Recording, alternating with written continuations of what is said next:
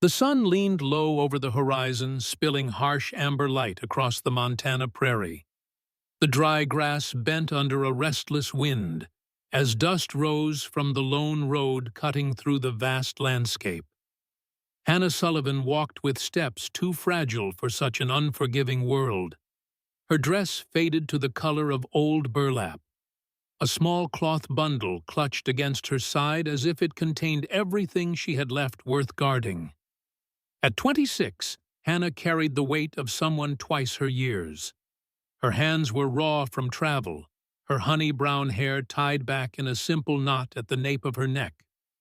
Ahead stood the Clearwater Ranch house, low and square, its fences broken in places, the corral wide with emptiness. A dog barked once, then quieted, as though even its energy had been worn thin by the endless summer heat. Hannah paused at the gate, gathering courage. The world had shown her little kindness of late, yet she had heard this ranch needed someone to cook and keep the house in order. Even a hardened rancher, she reasoned, might spare a bit of mercy if he saw her willing hands. A man appeared before she reached the door. Mason Thornhill was broad of shoulder, dark of hair, with lines carved deep around his mouth that looked less like age and more like battles fought with life itself. At 35, he seemed a man who had turned suspicion into armor, who met strangers with the certainty they would one day fail him. His eyes ran over her, not with desire but with judgment, measuring how much burden she would add to his already heavy days. "You're here only to cook," he said, voice edged like steel. "Don't think you're owed anything else." The words cut through, not unexpectedly. Hannah lowered her gaze and murmured that she understood. Shelter and work were enough. She had long ceased to dream of kindness. She stepped inside the cabin to find a room thick with dust and disarrayed dishes, stacked like forgotten promises, clothes thrown across chairs. She tied her hair back tighter and began silently to put things in order, moving as if the house itself might judge her for every pause. From the porch, Mason watched with arms crossed, his jaw working as though he disliked what he saw. Though beneath his stern expression, something shifted. A flicker of thought quickly shuttered. To him, she was another wanderer, another broken thing. He had seen enough of them, men and women alike, drifting through, leaving him worse than before. "The bedroom at the back is yours," he said flatly. "Breakfast at dawn.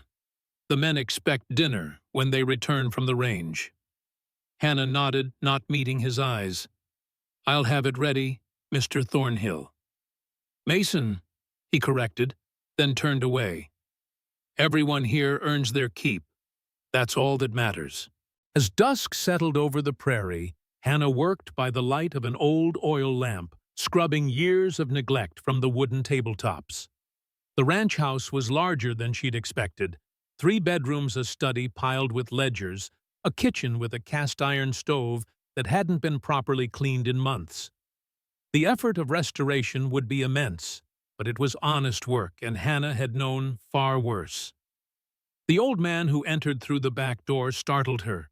He was tall and lean, dark-skinned, with white whiskers, dust clinging to his clothes. "Don't mean to frighten you, miss," he said, his voice gentle despite its gravelly tone. "Emmett Carson's the name. I manage what's left of this ranch." Hannah wiped her hands on her apron. "Hannah Sullivan. I'm the new cook." Emmett's eyes, kind yet weary, took in her slender frame and the shadows beneath her eyes. "Good to have you here. Place has needed a woman's touch since—" He stopped himself, then simply nodded toward the kitchen. "Storeroom's got flour and beans, not much else. Town's 10 miles east if you need more." "I'll make do," Hannah replied, the phrase so familiar to her lips it might have been her family motto.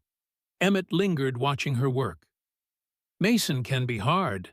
Lost his wife and boy to the fever 4 years back. The ranch has been failing ever since." Hannah absorbed this information without comment. Everyone had their sorrows. She'd learned that sharing hers only made the burden heavier. "There's clean water from the well out back," Emmett continued, "and you should know about Lily." He pointed toward a closed door on the far side of the house. "Mason's daughter, 5 years old, doesn't speak much to strangers." Hannah paused in her scrubbing, a question in her eyes.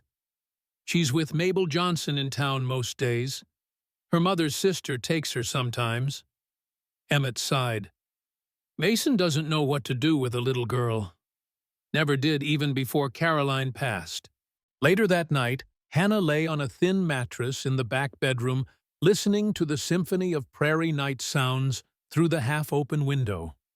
She unpacked her few belongings, a faded daguerreotype of her parents, a worn copy of Emerson's essays, a silver thimble that had belonged to her grandmother.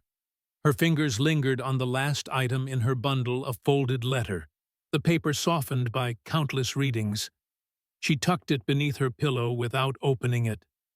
The prairie wind whispered secrets through the cracks in the shutters. Sleep came slowly, her body aching from the journey, her mind racing with the day's impressions. Just before dawn, she woke to a sound outside her door, the soft padding of small feet followed by a whisper. "Are you the new lady?" Hannah sat up, adjusting her nightdress. "Yes," she said softly. "I'm Hannah." The door opened a crack, revealing a small face framed by dark curls. Lily Thornhill peered in her eyes, serious beyond her years. Without another word, she disappeared back into the shadows of the hallway. When morning arrived with its merciless clarity, Hannah was already at work. She had the stove lit, coffee brewing, and biscuit dough mixed before Mason entered the kitchen, surprise evident in the arch of his eyebrows. "You're up early," he observed. "There's much to do," Hannah replied simply, not looking up from her work. Mason watched her for a moment longer than necessary, then filled his cup with coffee and stepped out onto the porch. Through the window, Hannah could see him staring out at the distant mountains, his shoulders rigid with some unspoken weight. The days fell into a rhythm. Hannah rose before dawn, prepared meals, mended clothes, scrubbed floors, and slowly transformed the neglected ranch house. Mason and the two hired-hands brothers named Whitaker, who spoke little and worked hard, left each morning and returned each evening, bringing with them the dust and weariness of the range. Lily began to appear more frequently, first watching Hannah from doorways, then sitting quietly at the kitchen table while Hannah worked. The child's silence wasn't stubbornness, Hannah realized, but a deep well of uncertainty. One afternoon, as Hannah hung washing on the line behind the house, she caught sight of Mason by the corral, his hand resting on the neck of a chestnut mare. There was tenderness in the gesture that contradicted everything his hard demeanor suggested. When he turned and saw her watching, he quickly withdrew his hand, as if caught in some shameful act. That same evening, Hannah was drawing water from the well when the bucket slipped, splashing her sleeve. As she rolled it up to wring out the water, Mason approached from the barn. "Need any help with—" He stopped mid-sentence, his eyes fixed on her exposed forearm. Hannah followed his gaze and saw what he saw, the pattern of old bruises faded to yellow, but still visible against her pale skin. Quickly she tugged her sleeve down, but it was too late. "It's nothing," she said, turning away. "I fell on the journey here." Mason said nothing, but his expression darkened. Hannah hurried back to the house, the weight of his gaze following her like a shadow. That night, a storm rolled across the prairie, lightning splitting the sky into jagged pieces. Hannah sat by Lily's bed telling stories until the child drifted off despite the thunder. As she closed the bedroom door, she found Mason in the hallway, his face half hidden in shadow. "You're good with her," he said, the words seeming to cost him something. "She's a sweet child," Hannah replied. "She just needs—" "I know what she needs." Mason cut her off, his voice low. I just can't give it to her." Before Hannah could respond, a particularly violent crack of thunder shook the house. From Lily's room came a frightened cry. Mason stiffened his hand, half reaching for the doorknob, before falling back to his side. "Go," Hannah urged gently. "She needs her father." Mason's jaw tightened. "I'm no good at comforting."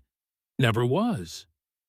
He turned away, disappearing into his study, where Hannah had noticed he spent many nights surrounded by ledgers and a bottle of whiskey.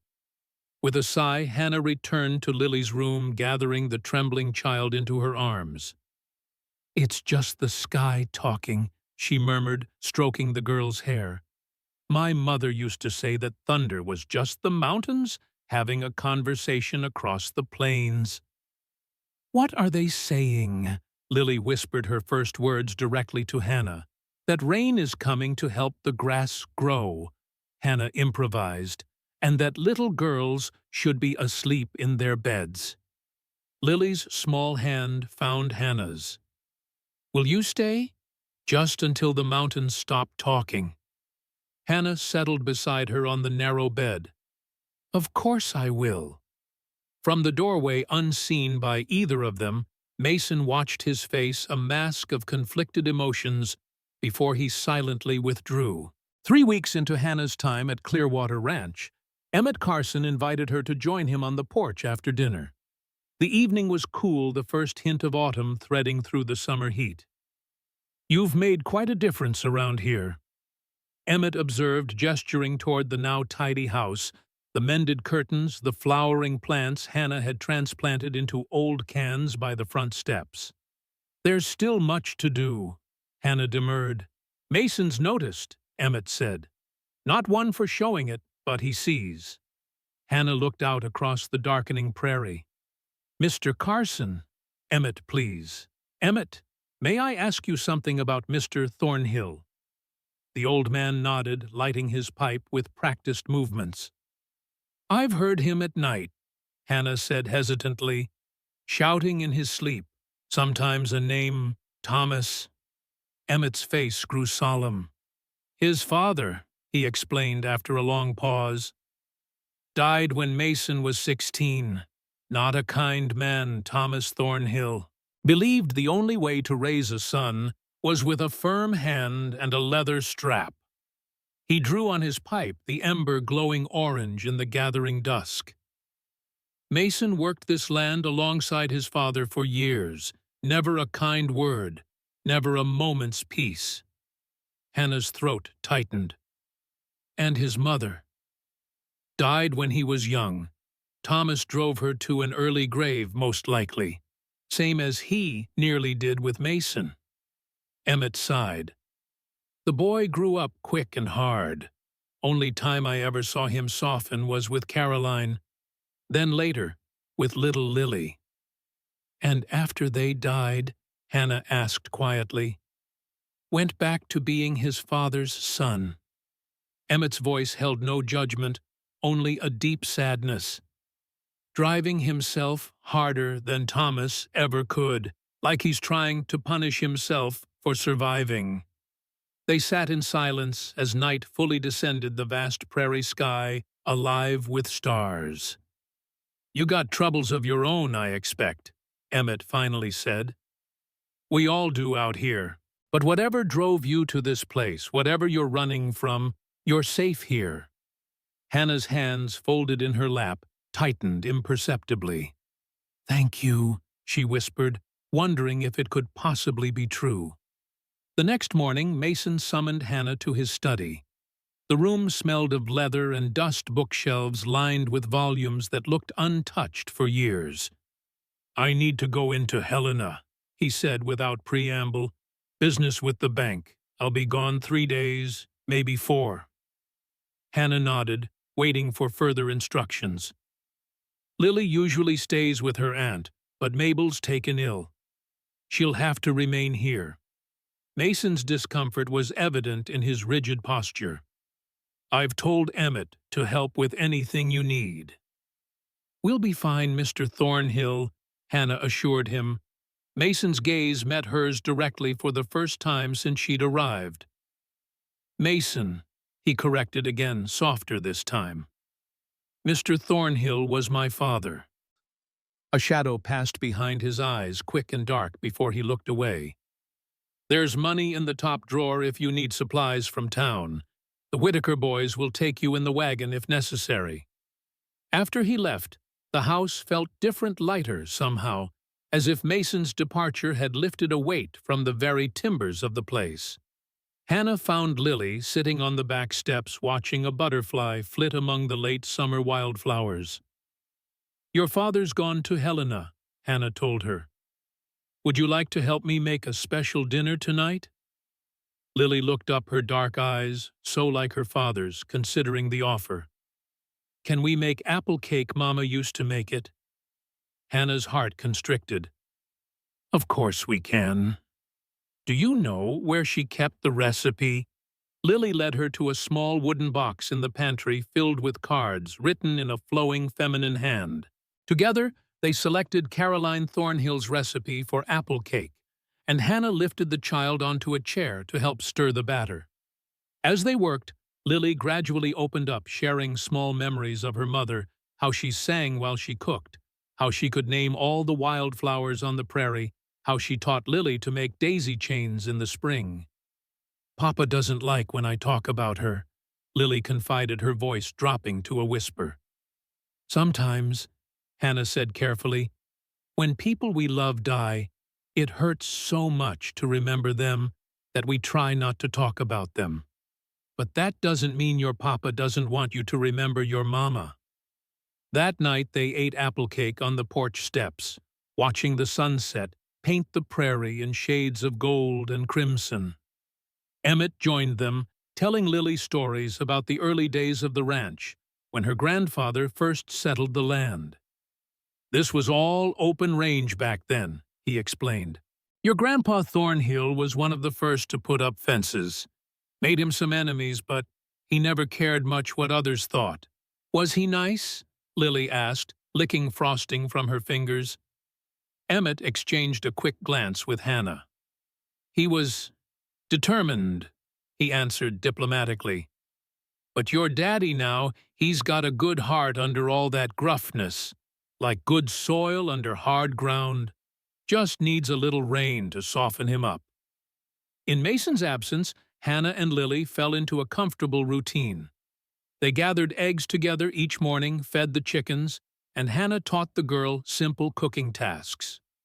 When Lily asked about Hannah's own family, she shared carefully edited stories about growing up in Ohio, her father's small farm, her mother's garden.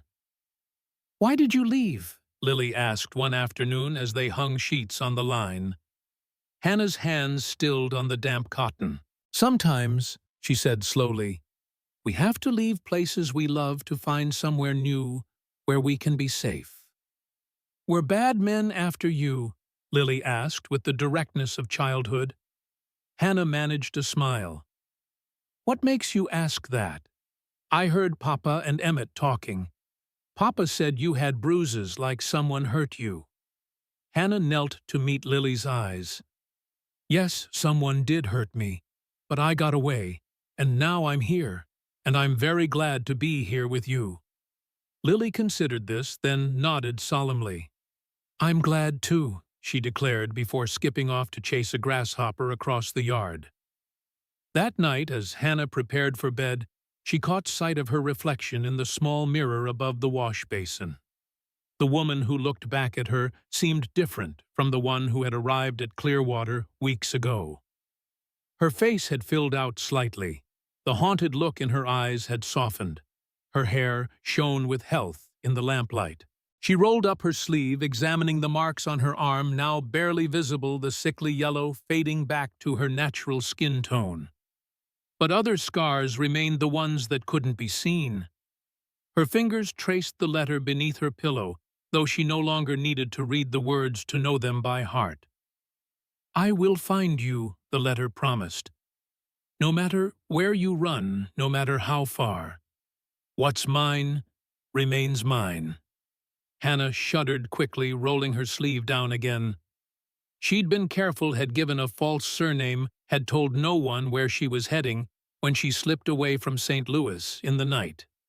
But fear was a constant companion, waking her at the slightest sound, making her start at shadows. The sound of approaching hoofbeats pulled her from these dark thoughts. It was too late for visitors, and Mason wasn't due back for at least another day. Hannah grabbed her shawl, peering through the window to see a solitary rider approaching the house. Her breath caught in her throat as the rider came into view. But it was only Mason returned earlier than expected. Relief washed over her, followed immediately by confusion at the strength of her reaction. When had Mason Thornhill's presence become a source of comfort rather than tension? She watched as he dismounted, moving stiffly, his shoulders hunched with exhaustion. Rather than coming inside, he walked to the corral fence and stood looking out over his land in the moonlight. Before she could reconsider, Hannah slipped outside the night air, cool against her skin. "You're back early," she said, approaching slowly.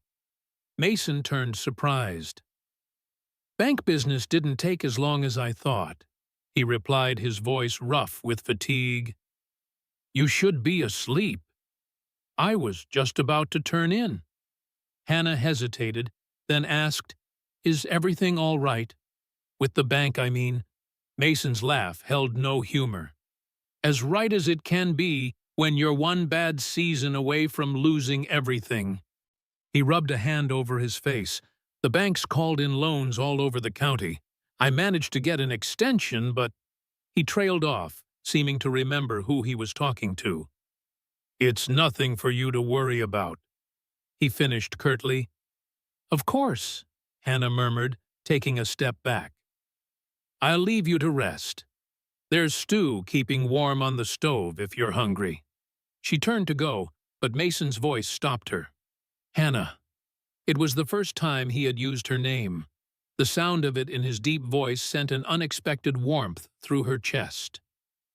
"Thank you," he said, "for looking after Lily. Emmett says she's talked more these past days than in months." Hannah smiled softly. "She's a wonderful child. You should be proud." "I am," Mason replied, his voice softening.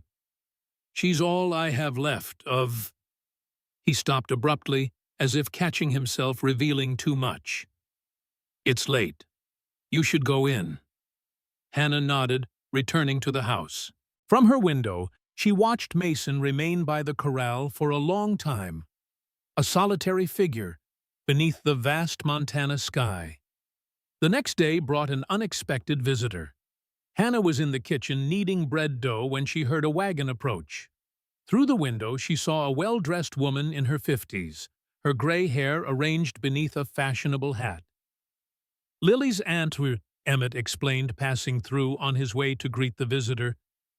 "Martha Johnson, town's leading lady or so, she thinks."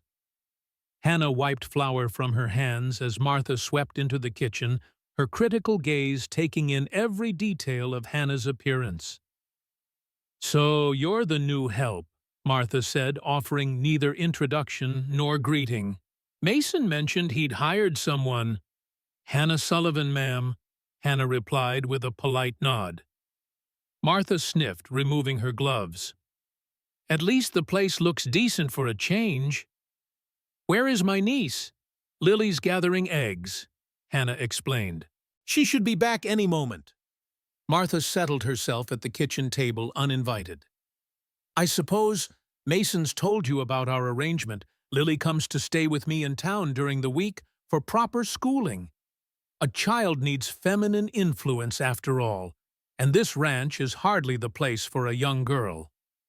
Before Hannah could respond, Lily burst through the back door, a basket of eggs in her small hands. "Hannah, I found 8 today." Her excited expression faltered when she saw her aunt. "Hello, Aunt Martha." "Lily, dear, come give your aunt a kiss." Martha's tone softened marginally. "I've come to take you back to town. School starts Monday, remember?" Lily's face fell. "But Hannah's teaching me to make bread today, and we were going to press flowers this afternoon." Martha's lips thinned. Playing with servants is hardly educational, Lily. Now go pack your things while I speak with your father." "Mason's out with the herd," Hannah said. "He's not expected back until evening." Martha's disapproval was palpable. "Well, I certainly can't wait all day. Lily, go get your things." As Lily reluctantly left the kitchen, Martha turned her attention back to Hannah. "I don't know what sort of woman my nephew has brought into this house, Miss Sullivan, but I should warn you, Caroline Thornhill was my sister, and I take my responsibility to her daughter very seriously." "As do I," Hannah replied evenly. "Lily is a delightful child." Martha's eyes narrowed. "Indeed. And what exactly are your intentions here? A young unmarried woman alone with a widower. People talk, you know." Heat rose to Hannah's cheeks. "My intentions are to cook and keep house, Mrs. Johnson. Nothing more." "See that it stays that way," Martha replied coldly. "Mason is vulnerable, though he'd never admit it. And Lily, well, the poor dear has already lost one mother. I won't see her hurt by becoming attached to someone who's merely passing through." Before Hannah could defend herself, Lily returned with a small carpet bag. The child's dejected expression spoke volumes. "Chin up, Lily," Martha instructed. "A lady doesn't slouch. Say goodbye to Miss Sullivan." Lily looked up at Hannah, her eyes brimming with unshed tears. "Goodbye, Hannah." On impulse, Hannah knelt and hugged the child. "I'll see you soon," she promised, ignoring Martha's disapproving huff. "And we'll press those flowers when you come back." After they left, the house seemed unnaturally quiet. Hannah threw herself into her work, scrubbing and polishing with a ferocity born of frustration. By the time Mason returned that evening, every surface gleamed and a hearty stew bubbled on the stove. "Where's Lily?" he asked, looking around the unusually empty kitchen. "Mrs. Johnson came for her," Hannah explained, setting out plates. "For school in town." Mason nodded, though a flicker of disappointment crossed his features. "Of course. I forgot it was that time already." They ate in silence, the absence of Lily's chatter acutely felt. After dinner, Mason lingered at the table, rather than retreating to his study as usual. "Martha give you a hard time?" he asked suddenly. Hannah glanced up, surprised by his perception. She was concerned about Lily. Mason's mouth twisted in a rueful half-smile. "That's one way of putting it. Martha's been trying to take Lily permanently since Caroline died. Claims a ranch is no place for a girl, especially with a father like me." "That's ridiculous," Hannah said with unexpected vehemence. "Lily loves it here, and she loves you." "Does she?" Mason's voice held genuine uncertainty. "I've never known what to do with her. Caroline understood her. You just need practice," Hannah said gently. "Children don't come with instructions, Mr. Thorne Mason. You learn as you go." He studied her face for a long moment. "You sound like you speak from experience." Hannah looked away, busying herself with clearing the table. "I had younger siblings," she said vaguely, the lie sitting uncomfortably on her tongue. Mason seemed about to press further, but was interrupted by Emmett's arrival. The older man took in the scene, Hannah and Mason sitting together at the table, the remains of their meal between them with a raised eyebrow. "Sheriff's in town looking for someone," Emmett announced without preamble. "Thought you should know." Hannah froze, a plate suspended in her hands. "What sort of someone?" she asked, striving to keep her voice casual. "A woman," Emmett replied, his keen eyes missing nothing. "Apparently, she ran from her husband back east. Fellows offering a reward." The plate slipped from Hannah's suddenly nerveless fingers, shattering on the floor. "I'm so sorry," she gasped, dropping to her knees to gather the pieces. "Leave it," Mason said, his voice gentle. "It's just a plate." But Hannah couldn't stop frantically picking up the sharp fragments until blood welled from a cut on her finger. Mason knelt beside her, his large hand closing over hers. "Hannah, stop!" The sound of her name again, spoken with such unexpected tenderness, broke through her panic. She looked up to find Mason's face inches from hers, his eyes dark with concern. "It's just a plate," he repeated softly. Behind them, Emmett cleared his throat. "I'll be turning in," he announced, heading for the door. But before he left, he added, "Sheriff didn't mention any names. Just thought you ought to know there's strangers asking questions." After he'd gone, Mason helped Hannah to her feet, guiding her to sit while he wrapped a clean cloth around her bleeding finger. His touch was surprisingly gentle for hands so work-roughened. "You want to tell me what that was about?" he asked, his voice carefully neutral. Hannah stared at her bandaged hand. "I should go," she whispered. "I've brought trouble to your door." "You haven't brought anything but order to this house," Mason countered. "And whatever you're running from, whoever you're running from, it's none of my business unless you want it to be." Hannah looked up, startled by his words. "But if they come looking—" "Let them come," Mason said simply. "This is my land. No one takes anything or anyone from it without my say-so." The matter-of-fact statement, delivered without drama or expectation of gratitude, nearly undid Hannah's fragile composure. She blinked rapidly against the burning in her eyes. "Thank you," she managed. "But I can't ask you to—" "You didn't ask," Mason interrupted. "I offered." He stood awkward again, now that the moment of crisis had passed. "Get some rest. Whatever's coming, we'll face it when it gets here." Later, alone in her room, Hannah removed the letter from beneath her pillow. For the first time since arriving at Clearwater, she unfolded it, staring at the elegant handwriting that had once seemed so refined and was now revealed as spidery and cold. William. Her husband in name, if not in any way that mattered. The man who had promised her the world and delivered only pain. The man who had taken everything from her, her family, her freedom, and nearly her life. With trembling fingers, Hannah held the letter to the lamp flame, watching as the paper curled and blackened, William's threats turning to ash. Then she opened the window and let the prairie wind carry the remains away into the vast Montana night. The following day, Mason surprised Hannah by remaining at the ranch, rather than riding out with the Whitaker brothers. He spent the morning repairing the broken fence rails around the garden, silently working within sight of the kitchen window, where Hannah kneaded dough and stole occasional glances at his tall form. After lunch, he approached her somewhat awkwardly. "I need to ride into town," he said. "Thought you might want to come along. For supplies," he added hastily. Hannah hesitated.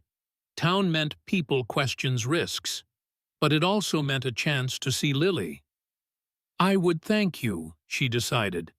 "There are things we need that can't wait until the regular supply wagon." As they rode together in the buckboard, the vast prairie stretching around them in every direction, Hannah felt an unexpected sense of peace. The Montana sky arched overhead, impossibly blue and endless, making her feel small, but not insignificant. "It's beautiful," she said quietly. "I never imagined such open space could exist." Mason glanced at her.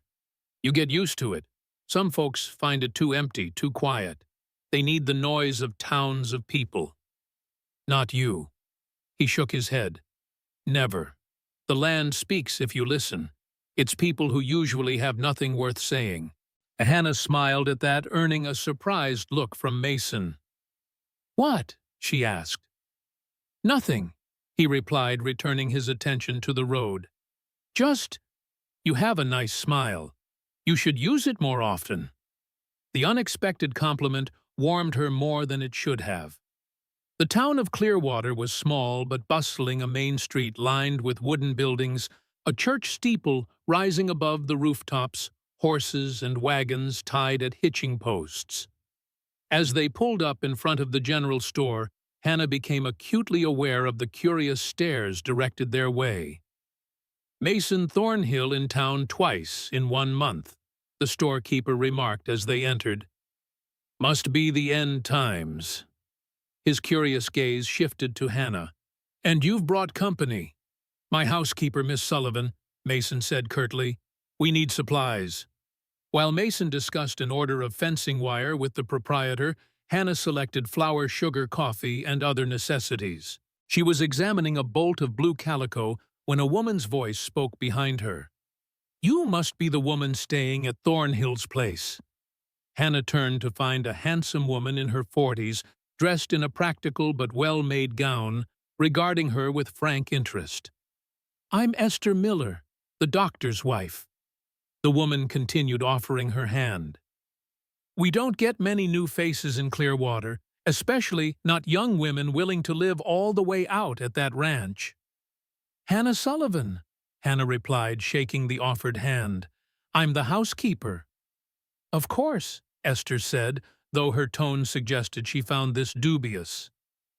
"Martha Johnson's been telling everyone who'll listen about Mason hiring a young unmarried woman to live in that house with him and Lily. Caused quite a stir at the Ladies' Aid Society." Hannah felt heat rise to her cheeks. "Mrs. Johnson needn't worry. My relationship with Mr. Thornhill is entirely professional." Esther's eyes softened with unexpected kindness. "Don't mind Martha.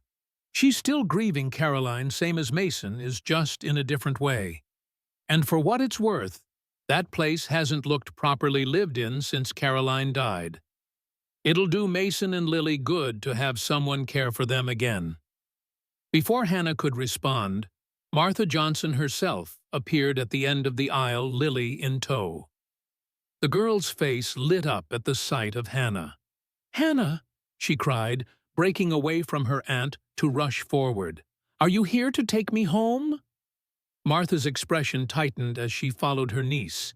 "Lily, remember what we discussed about proper behavior in public." Ignoring her aunt, Lily threw her arms around Hannah's waist. "I made a sampler at school with your name on it," she announced proudly, "and I told Miss Taylor all about how you're teaching me to cook."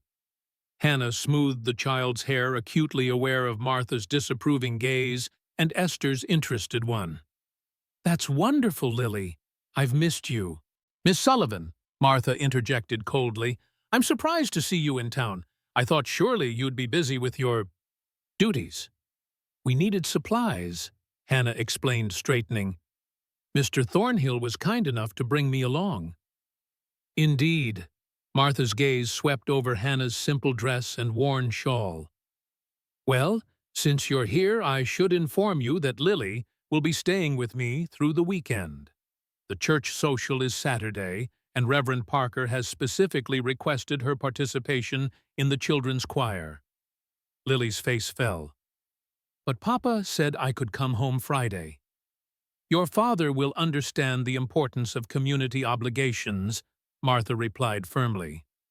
"Now, say goodbye to Miss Sullivan. We have more errands to complete." As Martha led the reluctant child away, Esther shook her head sympathetically. That woman would steal that child entirely if she could.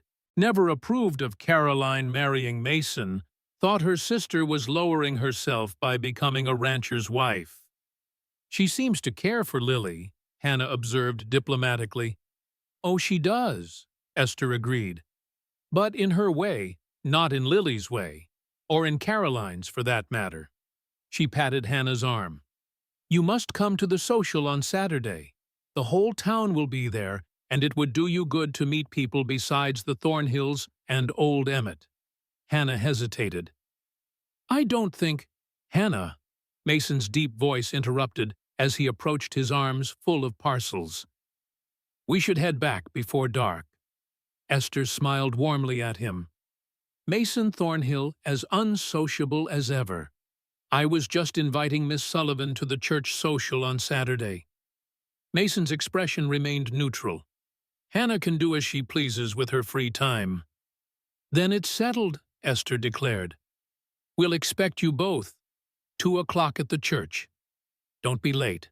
On the ride home, Hannah stole glances at Mason's profile, his jaw set in its familiar stern lines. We don't have to attend the social, she ventured. I know you probably don't enjoy such things. Mason kept his eyes on the road. Do you want to go? Hannah considered the question honestly. I would like to see Lily, she admitted. And perhaps it might be nice to meet more people from town. Mason nodded, as if coming to a decision. Then we'll go. Just like that. A ghost of a smile touched his lips. Just like that. They rode in companionable silence for a while, the wagon wheels creaking a rhythmic accompaniment to the horses' hoofbeats. As they crested a small rise, Mason suddenly pulled the team to a halt. Look there, he said, pointing toward the western horizon. Hannah followed his gesture to see a herd of antelope moving across the distant plains, their forms silhouetted against the setting sun. The sight was breathtaking, wild and free, and perfectly at home in the vastness. Caroline loved this spot, Mason said quietly. Said it was where you could best see what Montana really was, not just land to be claimed and fenced, but something bigger than all of us. Hannah looked at him, surprised by the personal revelation. She sounds like she was a remarkable woman. She was, Mason agreed, his voice softening with memory. Too good for this place. Too good for me, probably, though she never seemed to think so. He flicked the reins, setting the team in motion again. She would have liked you. The simple statement, delivered without artifice, touched Hannah deeply. I wish I could have known her, she replied honestly. She kept me human, Mason continued, as if needing to speak now that he had started. After my father, he stopped collecting himself. Thomas Thornhill was a hard man who believed in a hard God. Thought the only way to raise a son was to beat any weakness out of him. Hannah's heart ached at the matter-of-fact way he delivered this terrible truth. I'm sorry, she said softly. Mason shrugged. It was a long time ago. But Caroline, she showed me there was another way to live, to love. His voice caught slightly on the last word. After she died, I think I forgot how. Lily hasn't, Hannah said gently. She has so much love to give. She just needs to know it's safe to show it. Mason glanced at her, his eyes reflecting the gold of the setting sun. Is anything ever really safe? Hannah thought of William, of the terror that had driven her across half a continent, of the risk she took every day by staying in one place. No, she admitted, but sometimes the risk is worth it. As they approached the ranch, the fading light painting the buildings in soft amber hues, Hannah was struck by how much like home it already felt. The thought both comforted and terrified her. To feel at home was to be vulnerable, to have something to lose. Mason helped her down from the wagon, his hands strong at her waist, lingering perhaps a moment longer than necessary. Their eyes met briefly before he turned away, suddenly awkward again. I should check on the horses, he muttered, heading toward the barn. Hannah watched him go, a complicated warmth spreading through her chest. Then she gathered her purchases and went inside, where the familiar tasks of making a home awaited her. The week passed in a blur of work and quiet companionship. Mason spent more time around the house than before, finding small repairs that needed attention.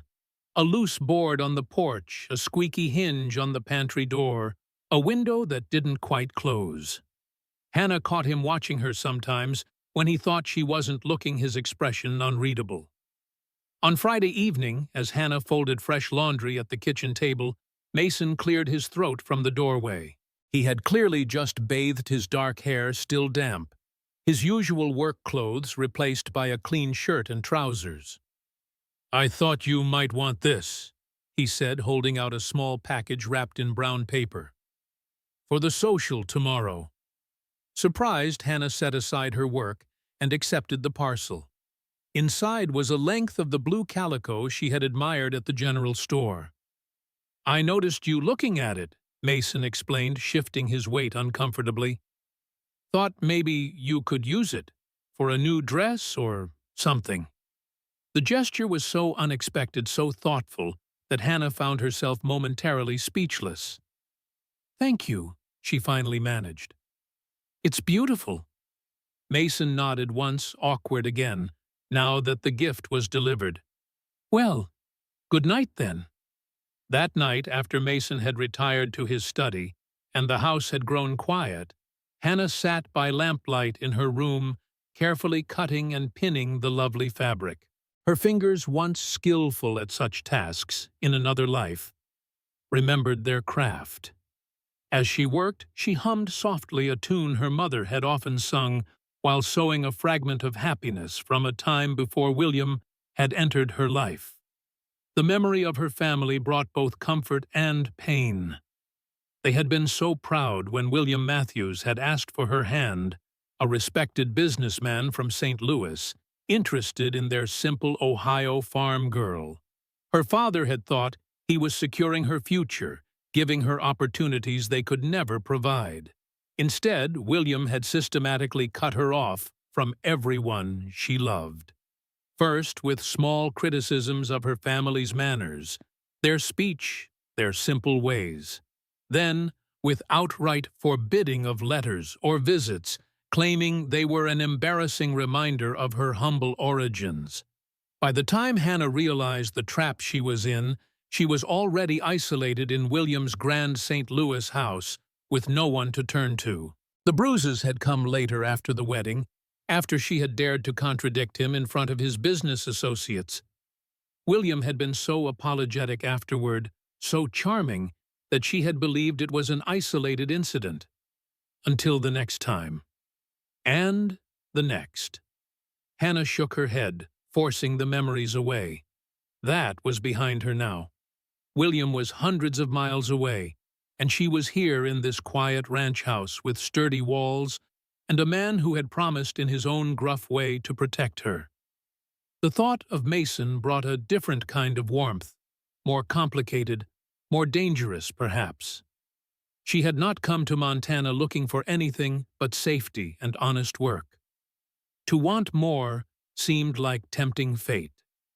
Yet, as she held the blue fabric to the lamplight, admiring how it caught the golden glow, Hannah allowed herself a small, tentative hope. Perhaps, here on this remote ranch under the vast Montana sky, she might find not just safety, but a chance to truly live again. Saturday dawned clear and crisp, the first real hint of autumn in the air. Hannah rose early as usual, but today she took extra care with her appearance, pinning her honey-brown hair in a softer style than her usual severe knot, allowing a few curls to frame her face. The new dress fit perfectly, the blue calico bringing out the color in her eyes. It was simple, but well made, with a modest neckline and sleeves that covered the fading marks on her arms. When she emerged from her room, she found Mason waiting in the main room, dressed in his Sunday best, a dark suit that fit his broad shoulders, his hair neatly combed. He stared at her for a long moment before remembering himself. "You look nice," he said, the understatement belied by the appreciation in his eyes. "Thank you," Hannah replied, smoothing the skirt of her new dress. "For everything." The church social was held on the grounds behind the white clapboard building, where tables had been set up under the cottonwood trees. It seemed the entire town had turned out, from the smallest children to the oldest grandparents, all dressed in their finest clothes.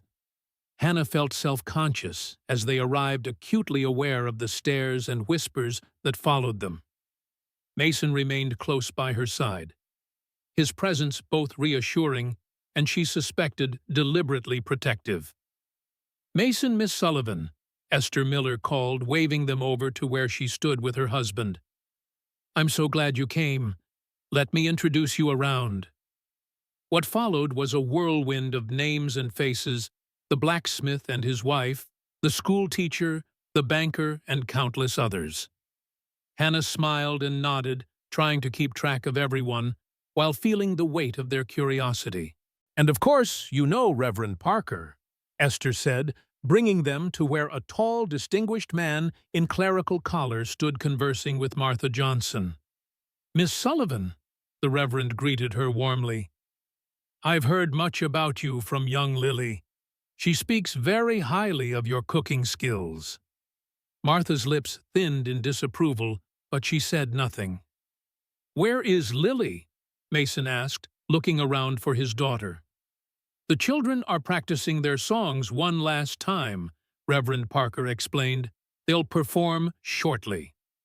As if on cue, the schoolteacher began gathering everyone's attention, directing them toward chairs arranged facing a small platform where the children stood in neat rows.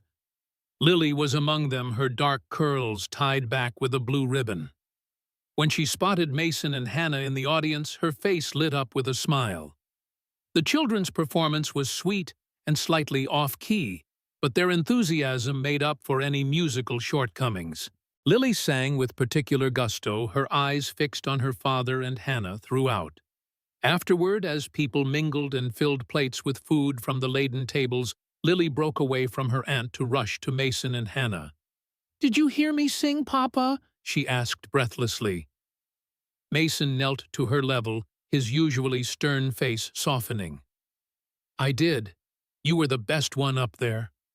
Lily beamed, then turned to Hannah. "Do you like my dress? Aunt Martha made it." "It's beautiful," Hannah assured her. "You look like a proper young lady." Martha appeared behind Lily, her expression tight. "Lily, dear, the other children are playing games. Why don't you join them?" After the child had reluctantly departed, Martha fixed her cold gaze on Hannah. "I see you've made quite an impression on our little community, Miss Sullivan, though I wonder how long you'll stay once the novelty wears off. Ranch life, it can be so isolating for someone used to city ways." "I find I prefer the open spaces," Hannah replied evenly. "And the company." Martha's eyebrows rose at the implied defense of Mason. "Indeed? Well, I suppose someone must, though I had hoped my nephew would eventually find a more suitable companion. For Lily's sake, of course." Before Hannah could respond to this barbed comment, they were interrupted by a commotion near the church. A rider had arrived dusty and travel-worn, and was speaking urgently with the sheriff.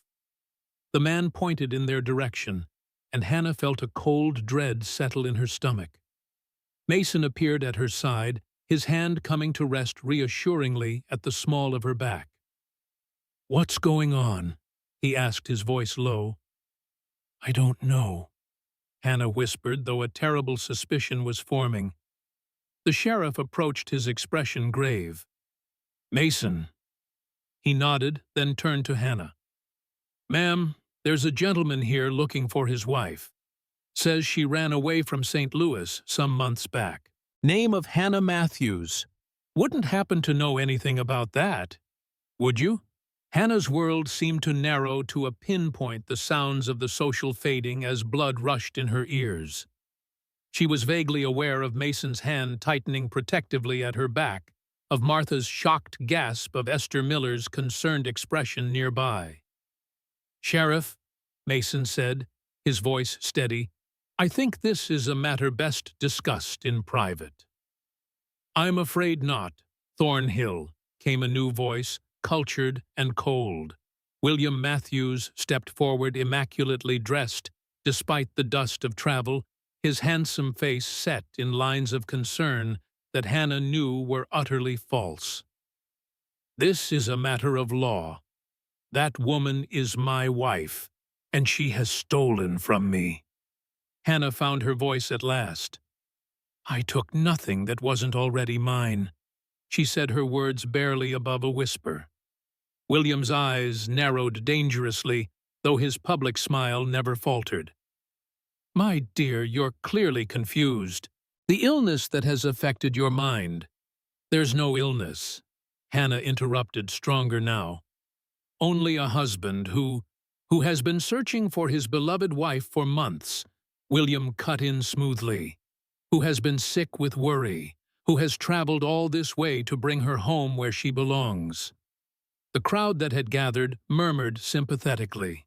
William had always been skilled at manipulating people, at presenting himself as the wronged party. "Sheriff," Mason said, his voice tight with controlled anger, "I'd like to see some proof of these claims." The sheriff nodded. "Mr. Matthews has papers, marriage certificate letters from doctors about his wife's condition." "Forged," Hannah insisted.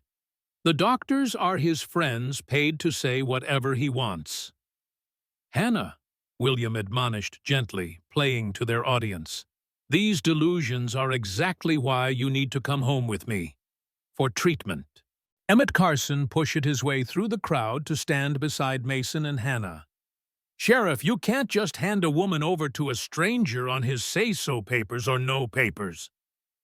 "She's my wife," William insisted, his charming facade beginning to slip. "The law gives me the right." "The law gives you no right to hurt her." Mason interrupted, his voice deadly quiet. William's face hardened. "I don't know what lies she's told you.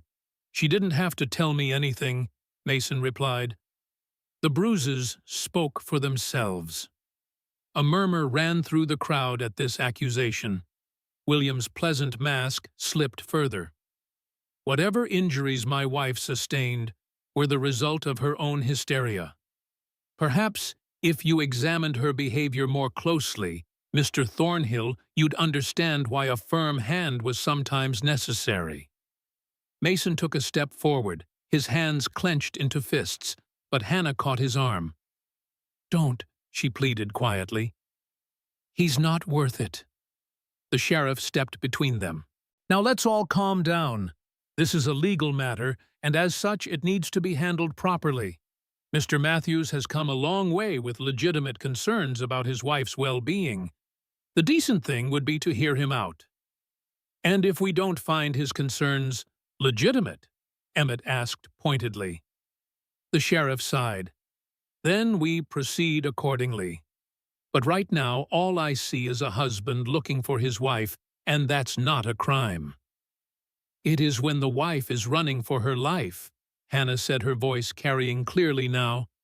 She turned to face the gathered townspeople, drawing strength from Mason's solid presence beside her. "My name is Hannah Matthews, and I did leave my husband in St. Louis.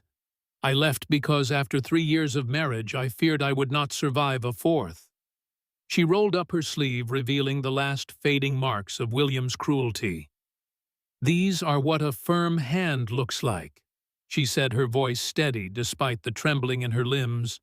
"And there were worse before them. I have spent my life in fear, watching every word, every step, lest I provoke his anger. I came west not to cause trouble, but to find peace, to find safety." A hushed silence had fallen over the crowd. Even Martha Johnson looked shaken.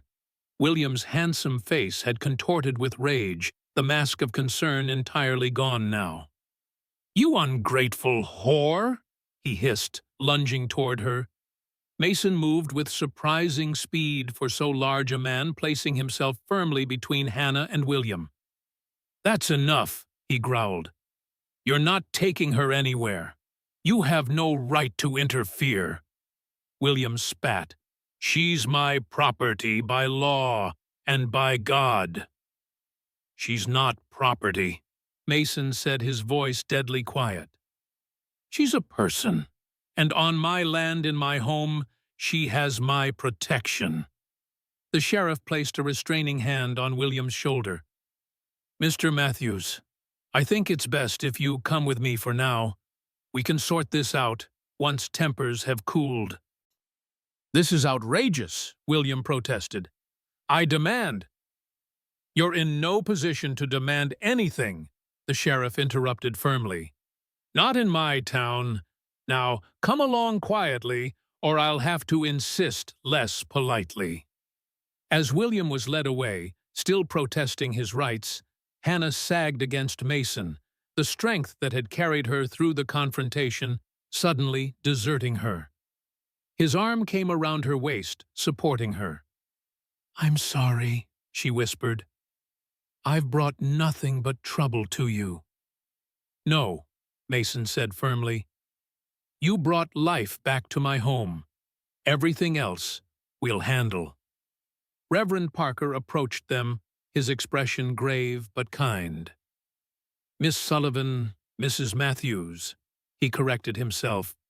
"Perhaps you and Mr. Thornhill would like to use my office for some privacy. This has been quite an ordeal for everyone."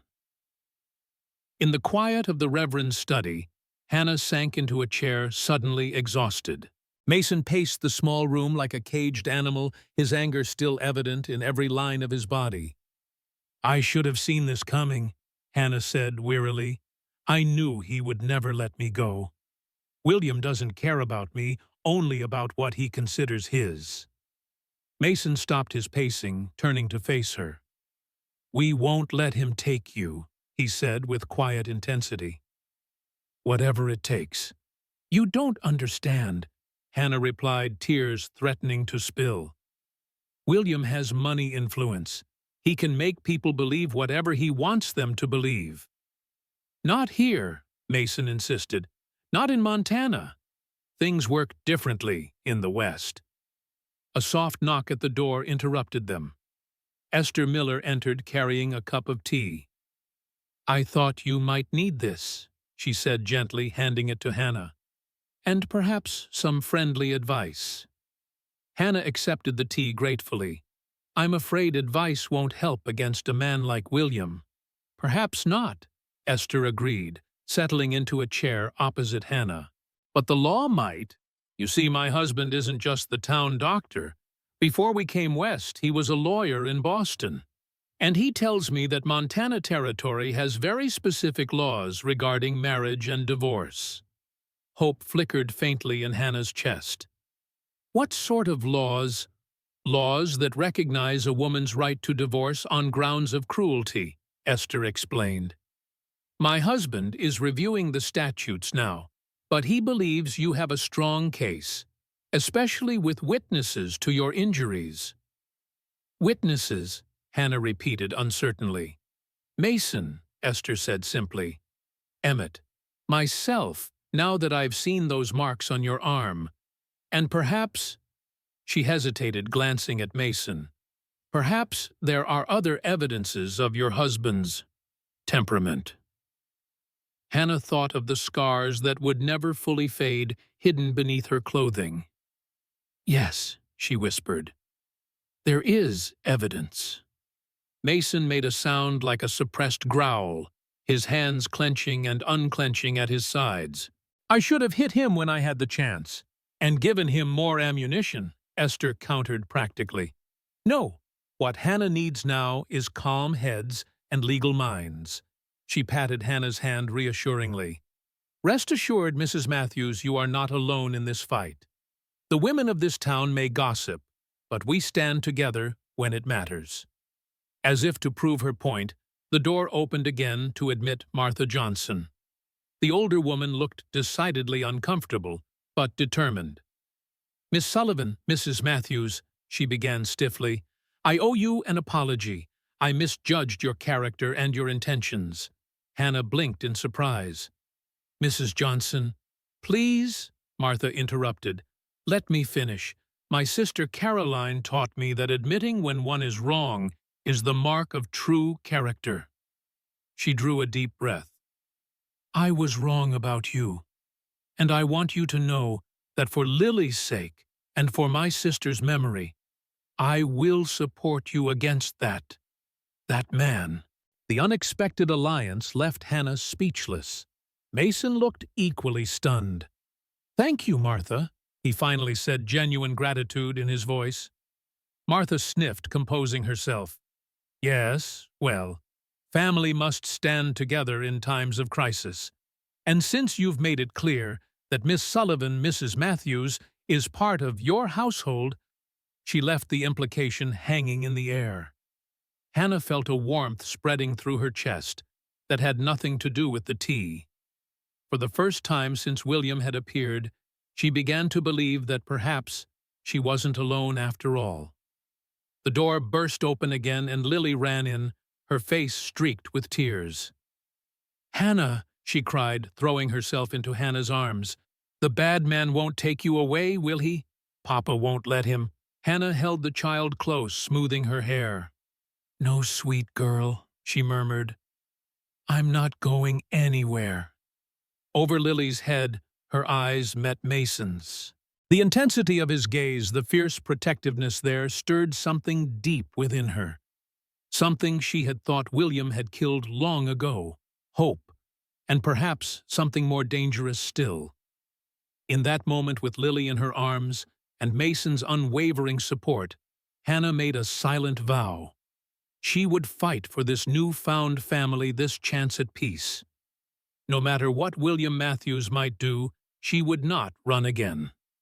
Here, in this small Montana town, with these people who had so unexpectedly become her allies, she would make her stand. The prairie wind whistled through the cottonwood trees outside, carrying the promise of autumn, of change of endings, and new beginnings. Hannah straightened her shoulders, drawing strength from the land that had already begun to heal her wounded spirit. "What happens now?" she asked, her voice steady once more. "Now," Mason said, his deep voice filled with quiet determination, "we fight back." The days following the church social unfolded in a strange limbo. William remained in town, staying at the small hotel while the territorial judge was summoned from Helena to hear the case. Hannah moved through her daily routines at the ranch with outward calm, though sleep eluded her most nights. Mason had insisted she continue staying at Clearwater despite William's demands that his wife be returned to his custody immediately. The sheriff, influenced by Dr. Miller's legal arguments and the visible evidence of Hannah's past abuse, had allowed this arrangement pending the judge's arrival. "He's plotting something," Hannah said one evening as she and Mason sat on the porch after dinner. The autumn air carried a hint of frost, and she pulled her shawl tighter around her shoulders. "William always has a plan." Mason's face was half hidden in shadow, but she could see the tension in his jaw. "Let him plot. This is my land. He has no power here." Hannah wished she could share his confidence. "You don't know him like I do. William views obstacles as personal insults, and he has money enough to bribe officials, hire men to do his bidding." "Money doesn't mean as much out here as it does back east," Mason replied, though his tone suggested he wasn't entirely convinced. "Besides, we have something he doesn't." "What's that?" "The truth." Mason's hand moved as if to cover hers, where it rested on the porch railing, then stopped short, retreating to his lap. "And people willing to stand up for it." The unexpected support from the townspeople had indeed surprised Hannah.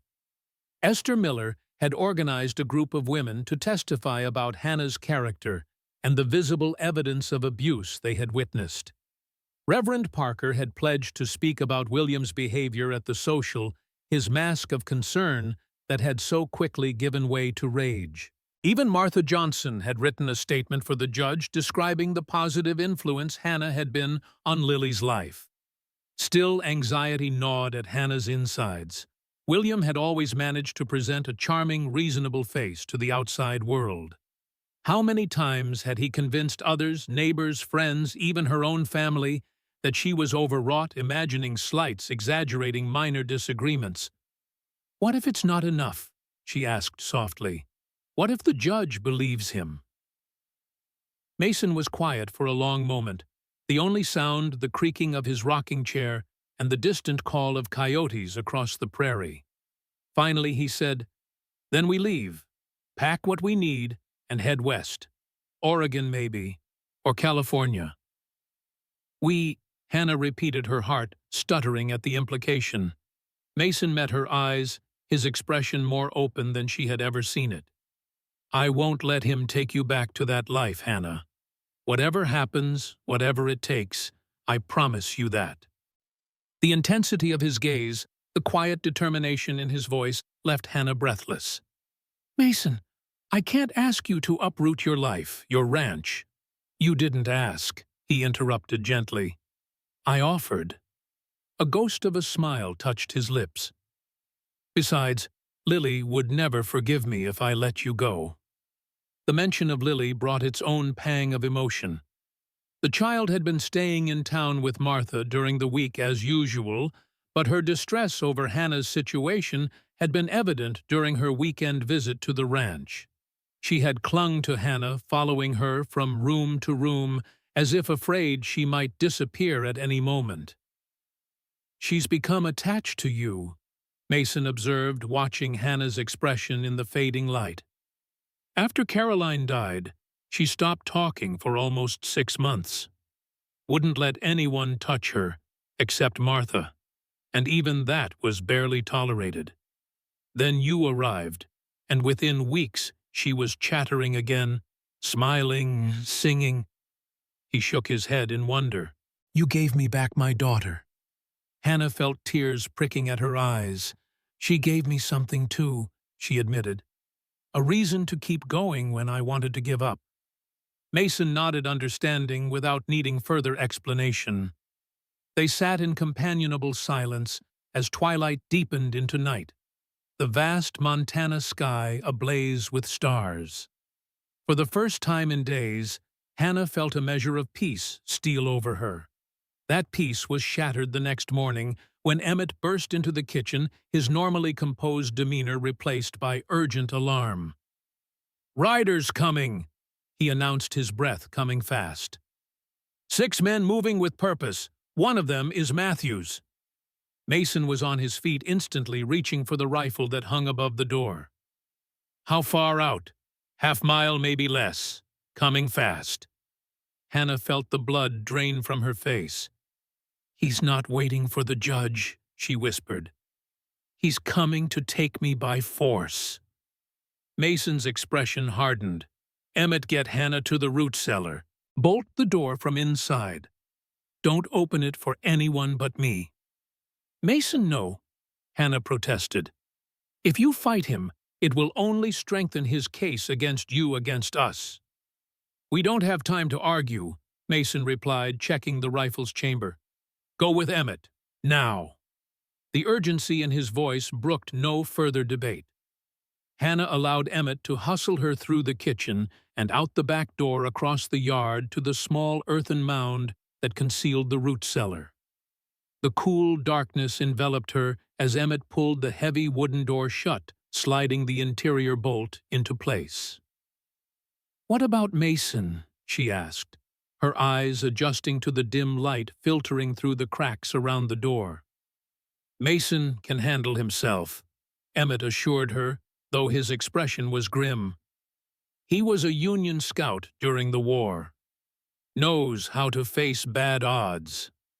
The sound of hoofbeats grew louder, then stopped. Hannah strained to hear the muffled voices outside her heart, pounding in her throat. Where is she, Thornhill? William's voice carrying clearly in the morning air. Not here. Mason's reply was calm, measured. And not yours to take regardless. She's my wife. William's tone dripped with barely contained rage. The law is on my side. The law will have its say when the judge arrives, Mason countered. Until then, you're trespassing on my property. A new voice joined the conversation, deeper, with a hint of southern drawl. Now, Mr. Thornhill, we're just here to retrieve what rightfully belongs to Mr. Matthews. No need for unpleasantness. Pinkerton, Emmett whispered to Hannah, his voice tight with anger. Matthews has hired Pinkerton detectives. Hannah's blood ran cold. William had spared no expense then, bringing professional manhunters to track her down. I see 6 armed men on my land without invitation, Mason replied evenly. That's already unpleasant in my book. We have authority to search these premises, the Pinkerton agent continued. Mr. Matthews has a legal claim to his wife and any property she may have taken from him. You have no authority here, Mason shot back. This is Montana territory, not St. Louis. You want to search my home, you come back with the territorial judge and a proper warrant. There was a moment of tense silence, then the sound of boots hitting dirt as someone dismounted. I've had enough of this, William snapped. Hannah, I know you can hear me. Come out now and I'll be lenient. Hide and you'll regret it, as will anyone helping you. Hannah shuddered at the familiar threat in his voice. It was the same tone he had used countless times before, inflicting punishment for some perceived transgression, reasonable on the surface, but with an undercurrent of promised violence that had always made her blood run cold. Emmett placed a reassuring hand on her shoulder. Don't worry, he whispered. Mason won't let him take you. Outside, the confrontation continued. Last chance, Thornhill, William said. Where is my wife? Not here, Mason repeated. And you're not welcome on my land. Leave now or I'll consider this an attack on my home and defend it accordingly. You're outnumbered, sir, the Pinkerton noted. Don't make this harder than it needs to be. 6-1 seems about fair, Mason replied, and Hannah could almost hear the grim smile in his voice. I've faced worse odds. A tense silence followed, broken only by the sound of restless horses shifting in place. We're wasting time, William finally said. Search the house, the barn, every building on this godforsaken ranch. Find her. The sound of multiple boots hitting the ground was followed by the creak of the porch steps. Hannah held her breath, straining to hear what was happening. There came the distinctive metallic click of a rifle being cocked. Take one more step toward my house, Mason said quietly, and it will be your last. And you'd shoot a law officer over a woman? The Pinkerton asked incredulously. You're not the law, Mason countered. And she's not just a woman. She's under my protection. William's laugh was sharp and cruel. Protection or possession. I wondered why my wife would flee to such a desolate place, but now I see. She's simply traded one master for another. Tell me, Thornhill, are you enjoying my leavings? The crude implication hung in the air like smoke. Hannah felt sick, knowing that William was deliberately trying to provoke Mason into violence to create a narrative where he was the wronged husband, defending his honor against a frontier brute. Don't react, Mason, she whispered, though she knew he couldn't hear her. It's what he wants. When Mason finally spoke, his voice was controlled but vibrating with barely suppressed fury. You should leave now, Matthews, while you still can. Or what? William taunted. You'll shoot me in cold blood in front of witnesses that would solve all my problems quite neatly. The violent rancher who murdered a respectable businessman to steal his wife. The courts would hang you by sunset. More footsteps moving away from the house toward the barn, the outbuildings, and Hannah realized with growing dread toward the root cellar. They're coming this way, she whispered to Emmett. The old man nodded grimly, pulling a revolver from his waistband. Stay behind me, he instructed, no matter what happens. The footsteps grew closer, then stopped directly above them. Dust filtered down through the ceiling boards as someone walked across the root cellar's roof. What's this? A voice called out. Some kind of storm shelter. Root cellar, another replied. Common enough on these ranches. A heavy thud as someone jumped down from the roof, followed by the scrape of boots on the wooden door. Hannah pressed herself against the earthen wall, terror closing her throat. Locked from inside, the first voice reported. Someone's in there. Mrs. Matthews? The second voice called, his tone professionally neutral. If you're in there, please come out. We're here to escort you safely back to your husband." Hannah remained silent, her eyes fixed on Emmett, who stood with his revolver raised toward the door, his weathered face set in determined lines. "Mrs. Matthews, please be reasonable," the voice continued. "Your husband is concerned for your well-being. He's traveled a great distance to find you." When no response came, there was a moment of consultation between the men, their voices too low to make out clearly. Then came a sharp rap on the door. "We know you're in there, ma'am. Don't make this difficult. We'll break this door down if we have to." Emmett moved forward, positioning himself directly in front of the door. "You try breaking in," he called out, his voice steady despite his age, "and you'll meet more trouble than you bargained for." A pause, then, "Who's that with you?" "Name's Emmett Carson," the old man replied. "Fought Apaches, Comanche, and Confederate guerrillas. One old man might not seem like much to you boys, but I guarantee I can take a couple of you with me before I go." The threat hung in the air, followed by the sound of retreating footsteps. Moments later, Hannah heard William's voice again, closer now. "She's in there, isn't she? In that root cellar." His tone was triumphant. "Hannah, this charade has gone on long enough. Come out now." "Back away from there, Matthews," Mason's voice commanded. He must have followed the Pinkertons to the root cellar. "All of you. Or what, you'll shoot us all." William laughed. "Even you can't reload that fast, Thornhill." "Maybe not," a new voice interjected. "But I can help even those odds." "Sheriff," the Pinkerton agent acknowledged, surprise evident in his tone. "We didn't expect to see you out here." "Got word you boys were riding out to Thornhill's place," the sheriff replied casually. "Thought I might come along, make sure everything stays peaceful. Seems I arrived just in time." "These men are helping me recover my wife," William explained, his voice shifting to the reasonable, charming tone he used with authority figures. "She's unwell, you understand, not in her right mind, hiding in that cellar." "Be that as it may," the sheriff replied evenly, "this is still Thornhill's property. And from what I can see, these men are armed and threatening his home. That doesn't sit right with me." "We have every legal right, Signern," the Pinkerton began. "Not without a warrant, you don't," the sheriff interrupted. "And last I checked, the territorial judge won't be here until tomorrow.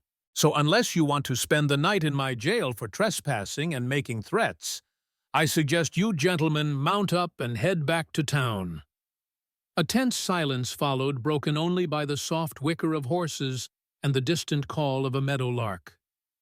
"This isn't over Thornhill," William finally said, his voice cold with fury. "Not by a long shot." "It is for today," Mason replied simply.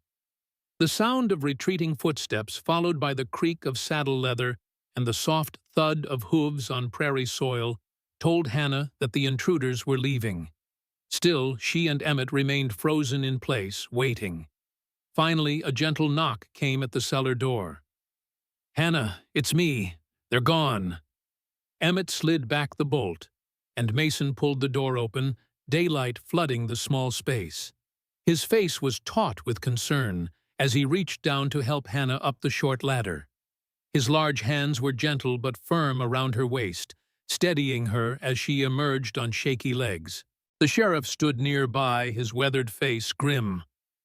"That husband of yours is a real piece of work, Mrs. Matthews," he observed, "hired guns and all."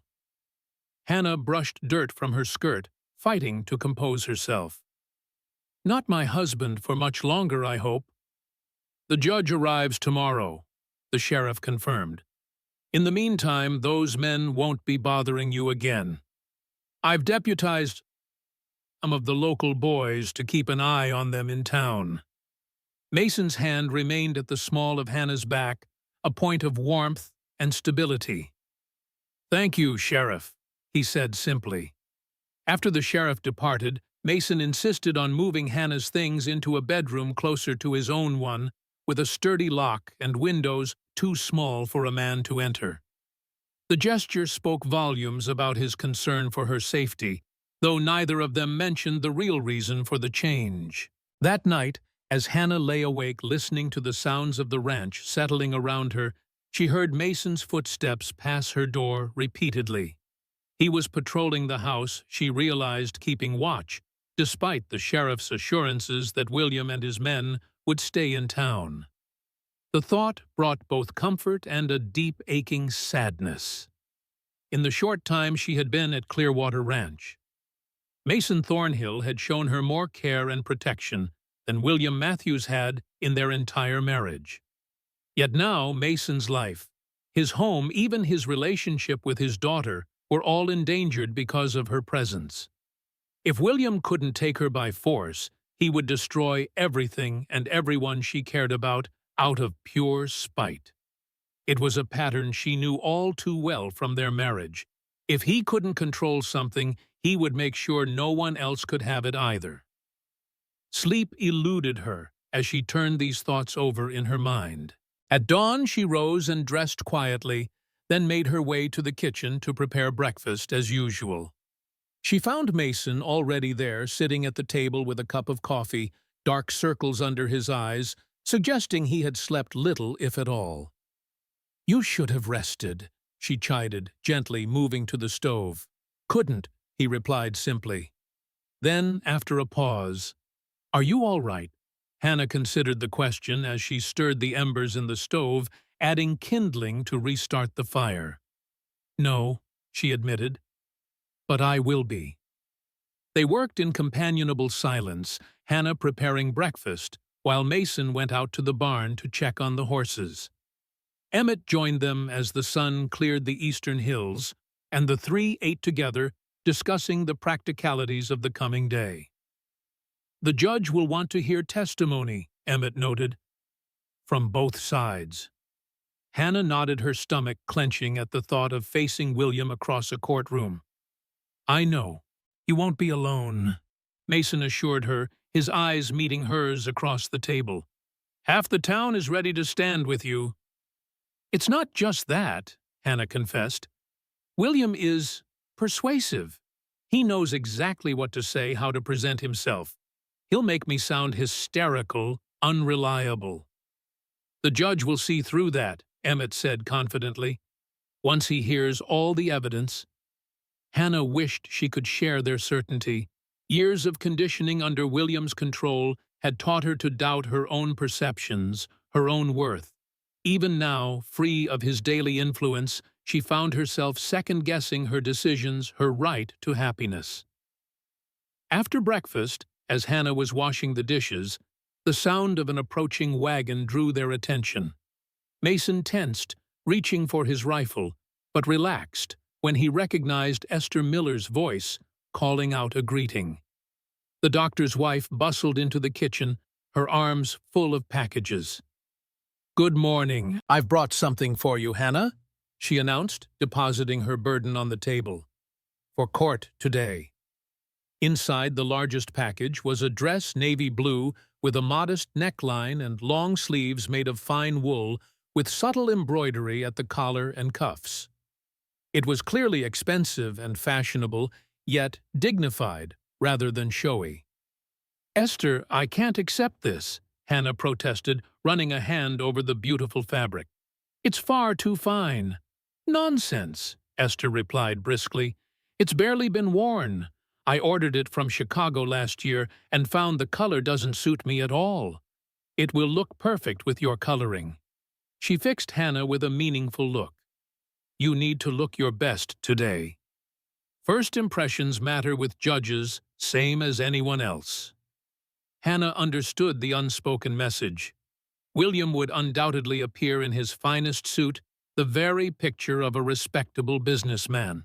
If she appeared in her simple work clothes beside him, it would only reinforce his narrative of having rescued her from an unsuitable rural life. "Thank you," she said softly, genuinely touched by Esther's thoughtfulness. "You've been so kind, all of you." She glanced at Mason, who had been watching the exchange with an unreadable expression. "We take care of our own," Esther said simply, as if that explained everything. Our own. The phrase lingered in Hannah's mind as she prepared for the journey into town. In the months since fleeing St. Louis, she had thought of herself as alone adrift with no place to truly belong. Yet somehow in this remote corner of Montana, she had found people willing to claim her as one of their own. The ride to town was tense with unspoken fears. Mason drove the wagon with Hannah beside him and Emmett following on horseback. Dressed in Esther's fine blue dress, her honey-brown hair neatly arranged, Hannah felt like she was donning armor for battle. "Whatever happens," Mason said, suddenly breaking the long silence, "remember that you have a home at Clearwater for as long as you want it." Hannah's throat tightened with emotion. "Thank you," she managed, her voice barely above a whisper. The town was unusually busy for a weekday morning, word of the hearing having spread throughout the community.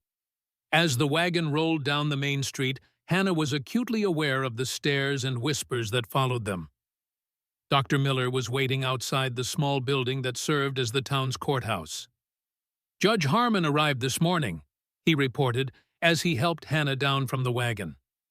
"He's a fair man from what I hear. Doesn't suffer fools or bullies." "Is he inside already?" Mason asked, scanning the street with wary eyes. "Yes, reviewing the case documents. Your husband," Dr. Miller caught himself. "Mr. Matthews is there with his lawyer. Brought one all the way from Helena." Hannah's heart sank at this news. William had spared no expense then in his determination to reclaim her. A professional lawyer would make her case even more difficult. "Don't worry," Dr. Miller continued, noting her expression. "I'll be representing your interests. 20 years in Boston courts before I came west. I haven't forgotten how to argue a case." The courtroom was small, but crowded with what seemed like half the town in attendance.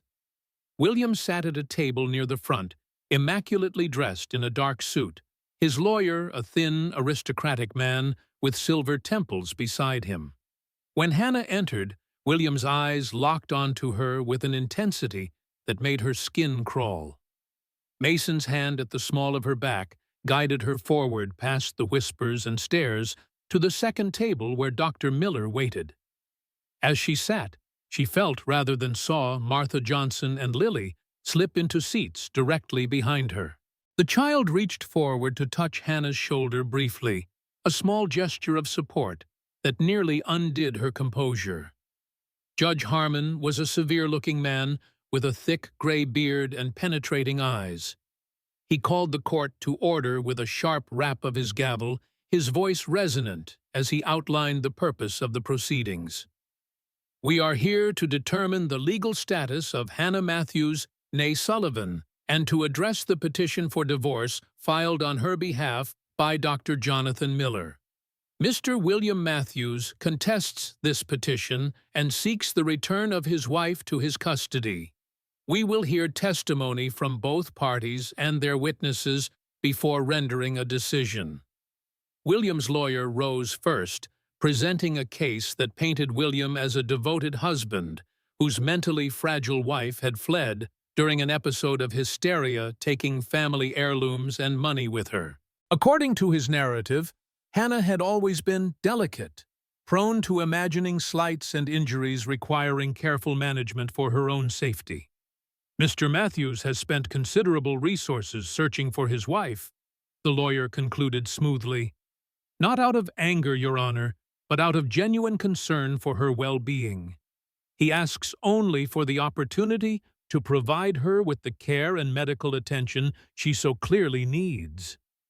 Throughout this presentation, Hannah kept her eyes fixed on her hands folded in her lap, fighting against the familiar feeling of uncertainty that William had so carefully cultivated in her during their marriage. Was she remembering things correctly? Had his discipline truly been as severe as she recalled, or was she, as William claimed, prone to exaggeration? When it was Dr. Miller's turn to speak, his approach was strikingly different. He began not with legal arguments, but by simply asking Hannah to roll up her sleeve. "Your Honor," he said quietly, "before we proceed with testimony, I would like the court to observe Exhibit A, the physical evidence of Mr. Matthews' careful management of his wife." Hannah's hand trembled slightly as she complied, revealing the fading bruises that still marked her forearm. A murmur ran through the courtroom as Judge Harmon leaned forward to examine the evidence. "These marks," Dr. Miller continued, "are consistent with someone having forcibly grabbed Mrs. Matthews and twisted her arm. As a physician, I can attest that they are not self-inflicted, nor are they the result of any accident." The judge's expression remained neutral, though his eyes narrowed slightly as he studied Hannah's arm. "Are there other such evidences, Dr. Miller?" "Yes, Your Honor. Mrs. Matthews bears similar marks across her back and shoulders, which my wife has documented. We also have testimony from Mr. Thornhill and Mr. Carson, who observed these injuries when Mrs. Matthews first arrived at Clearwater Ranch." William's lawyer leapt to his feet. "Objection! These alleged injuries could have been sustained during Mrs. Matthews's journey west, or even inflicted by Mr. Thornhill himself. There is no proof that my client caused them." "There is, when pattern and timing are considered," Dr. Miller countered calmly.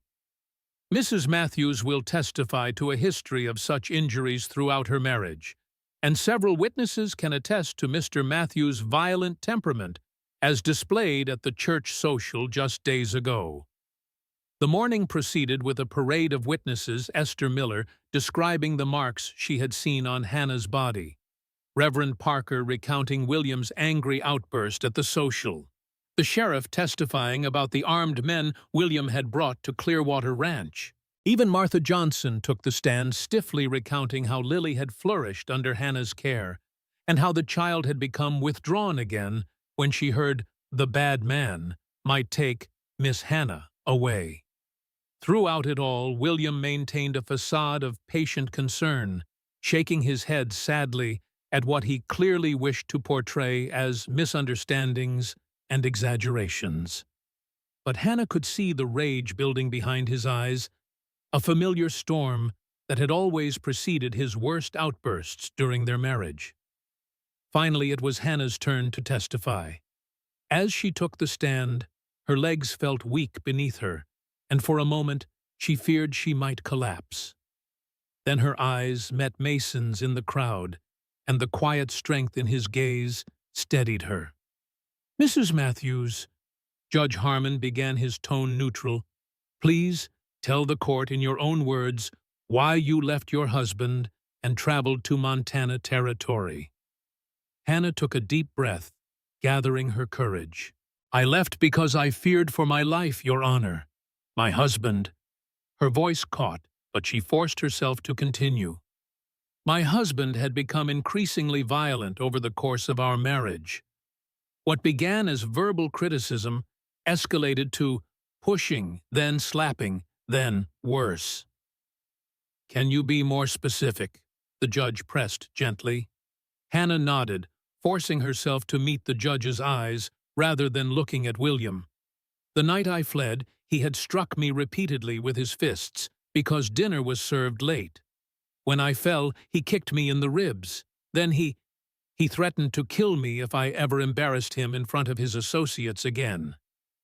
Her voice shook, but remained clear.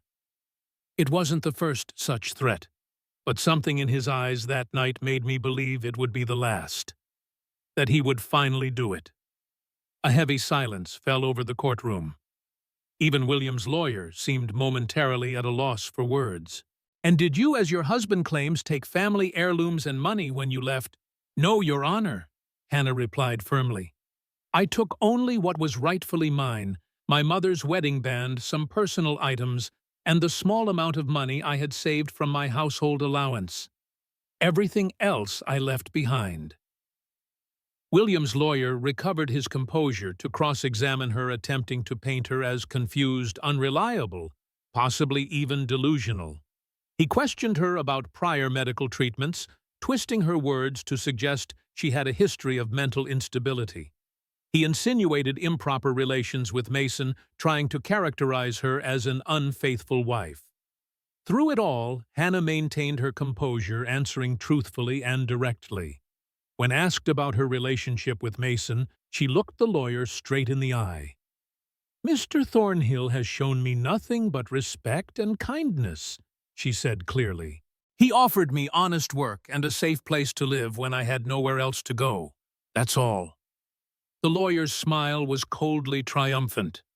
"And yet you share his home care for his child, perform all the duties of a wife without the sanctity of marriage. What would you call such an arrangement, Mrs. Matthews?" Before Hannah could answer, Mason stood up from his seat, his face tight with anger. "I call it decency," he said loudly, addressing the court rather than the lawyer, "helping someone who needed it, something apparently foreign to a man like William Matthews." "Mr. Thornhill," Judge Harmon admonished, "you will have your turn to testify. Please be seated." The judge's gaze returned to Hannah. "Mrs. Matthews, is there anything else you wish the court to know before we hear from your husband?" Hannah hesitated, then nodded slowly. "Just one thing, Your Honor. I know that legally I am still Mrs. Matthews, but in my heart, in my soul, I stopped being William's wife the first time he raised his hand to me. I am asking this court not to send me back to a life of fear and pain. I am asking for a chance to start over, to build a life where I am valued not as property, but as a person." A murmur of approval rippled through the courtroom, quickly silenced by the judge's stern look. William's face had darkened with barely suppressed fury. When William took the stand, he was the picture of aggrieved righteousness. His testimony painted Hannah as a sheltered, naive girl who had struggled to adapt to the responsibilities of being a businessman's wife. He claimed that any physical discipline had been mild and necessary for her own good, as she had frequently put herself in danger through carelessness or willfulness. "I have only ever wanted what was best for Hannah," he concluded with practiced sincerity. "She needs structure, guidance. Without it, her tendencies toward hysteria become unmanageable." "And these tendencies," Judge Harmon inquired, "did they exist before your marriage?" William hesitated, clearly uncomfortable with the direction of questioning. "Her family mentioned some difficulties during her youth." "Interesting," the judge noted, "as we have a telegram from Hannah's father in Ohio stating no such thing. In fact, he describes his daughter as level-headed and the most reliable of my children." He fixed William with a penetrating stare. "Would you care to explain this discrepancy?" William's composure cracked slightly. "Her father is hardly an objective witness, Your Honor." "Perhaps not," the judge agreed. "But neither, it seems, are you, Mr. Matthews." The remainder of William's testimony grew increasingly defensive as Judge Harmon pressed him on various inconsistencies in his account. By the time he stepped down, a sheen of sweat covered his forehead, and the charm he had so carefully cultivated had worn noticeably thin. Mason's testimony was brief but powerful. He described finding Hannah at the ranch, the evident signs of abuse, her fear and caution around men. He spoke of her hard work, her kindness to Lily, the positive change she had brought to both their lives. "I can't speak to what happened in their marriage," he concluded. "I can only tell you what I've seen with my own eyes. Hannah Sullivan is no hysteric. She's the strongest, most level-headed woman I've ever known. And if this court sends her back to that man," he pointed directly at William, "it won't just be doing her a grave injustice. It will be sending her to her death." The courtroom erupted in murmurs at this stark assessment. William's face contorted with rage, his mask of civilized concern completely gone now. "This is absurd," he burst out, rising to his feet. "This entire proceeding is a farce. That woman is my wife, my property under the law. I don't care what sob stories she's told these frontier rubes. She belongs to me, and I will have her back." "Mr. Matthews," Judge Harmon said coldly, "you will sit down and control yourself, or I will have you removed from this courtroom." William subsided, visibly seething, but the damage was done. His outburst had revealed the true nature that Hannah had described: possessive, controlling, viewing her as an object rather than a person. After a brief recess to consider the testimony, Judge Harmon returned to deliver his ruling. The courtroom fell silent as he cleared his throat. "Montana Territory has very specific laws regarding marriage and divorce," he began. "Unlike some jurisdictions, we recognize a woman's right to divorce on grounds of cruelty. The evidence presented today, both physical and testimonial, leaves little doubt that such cruelty existed in the marriage of William and Hannah Matthews." Hannah felt her heart leap with hope as the judge continued. "Furthermore, Mr. Matthews' own behavior in this courtroom has demonstrated a temperament consistent with Mrs. Matthews' allegations. I find his claims regarding her mental state to be without merit, and frankly disturbing in their transparent attempt to control and diminish her." Judge Harmon's gaze swept the courtroom before settling on Hannah. "Therefore, it is the ruling of this court that Hannah Matthews, née Sullivan, is granted a divorce on grounds of cruelty. She shall revert to her maiden name and retain full rights to any personal property currently in her possession. Mr. Matthews is hereby ordered to return to St. Louis and to have no further contact with Ms. Sullivan. Any violation of this order will result in criminal charges." The courtroom erupted in cheers and applause. Hannah sat frozen in shock, unable to fully process that it was over, that she was free. Beside her, Dr. Miller squeezed her shoulder in congratulation. Behind her, she heard Lily's excited voice. "Does this mean Hannah can stay with us forever, Aunt Martha?" William's reaction was immediate and volatile. "This is an outrage!" he shouted, lunging toward the judge's bench. "You cannot do this! She is my wife!" The sheriff moved quickly to intercept him, aided by 2 deputies. As they restrained the struggling man, William's gaze found Hannah, his eyes burning with hatred. "This isn't over," he spat. "You think you've won? You've made a powerful enemy today, Hannah. You and your backwater protector both. Remove him from my courtroom," Judge Harmon ordered, his voice cutting through the chaos, "and ensure that he leaves town today." As William was dragged away, still hurling threats, Hannah felt a strange sense of detachment, as if watching a scene in a play rather than a moment from her own life. The terror that had gripped her for so long began to loosen its hold, replaced by a numbness that was neither joy nor sorrow, but something in between, the stunned relief of a prisoner unexpectedly pardoned. Mason appeared at her side, his presence solid and reassuring. "It's over," he said softly. "You're free."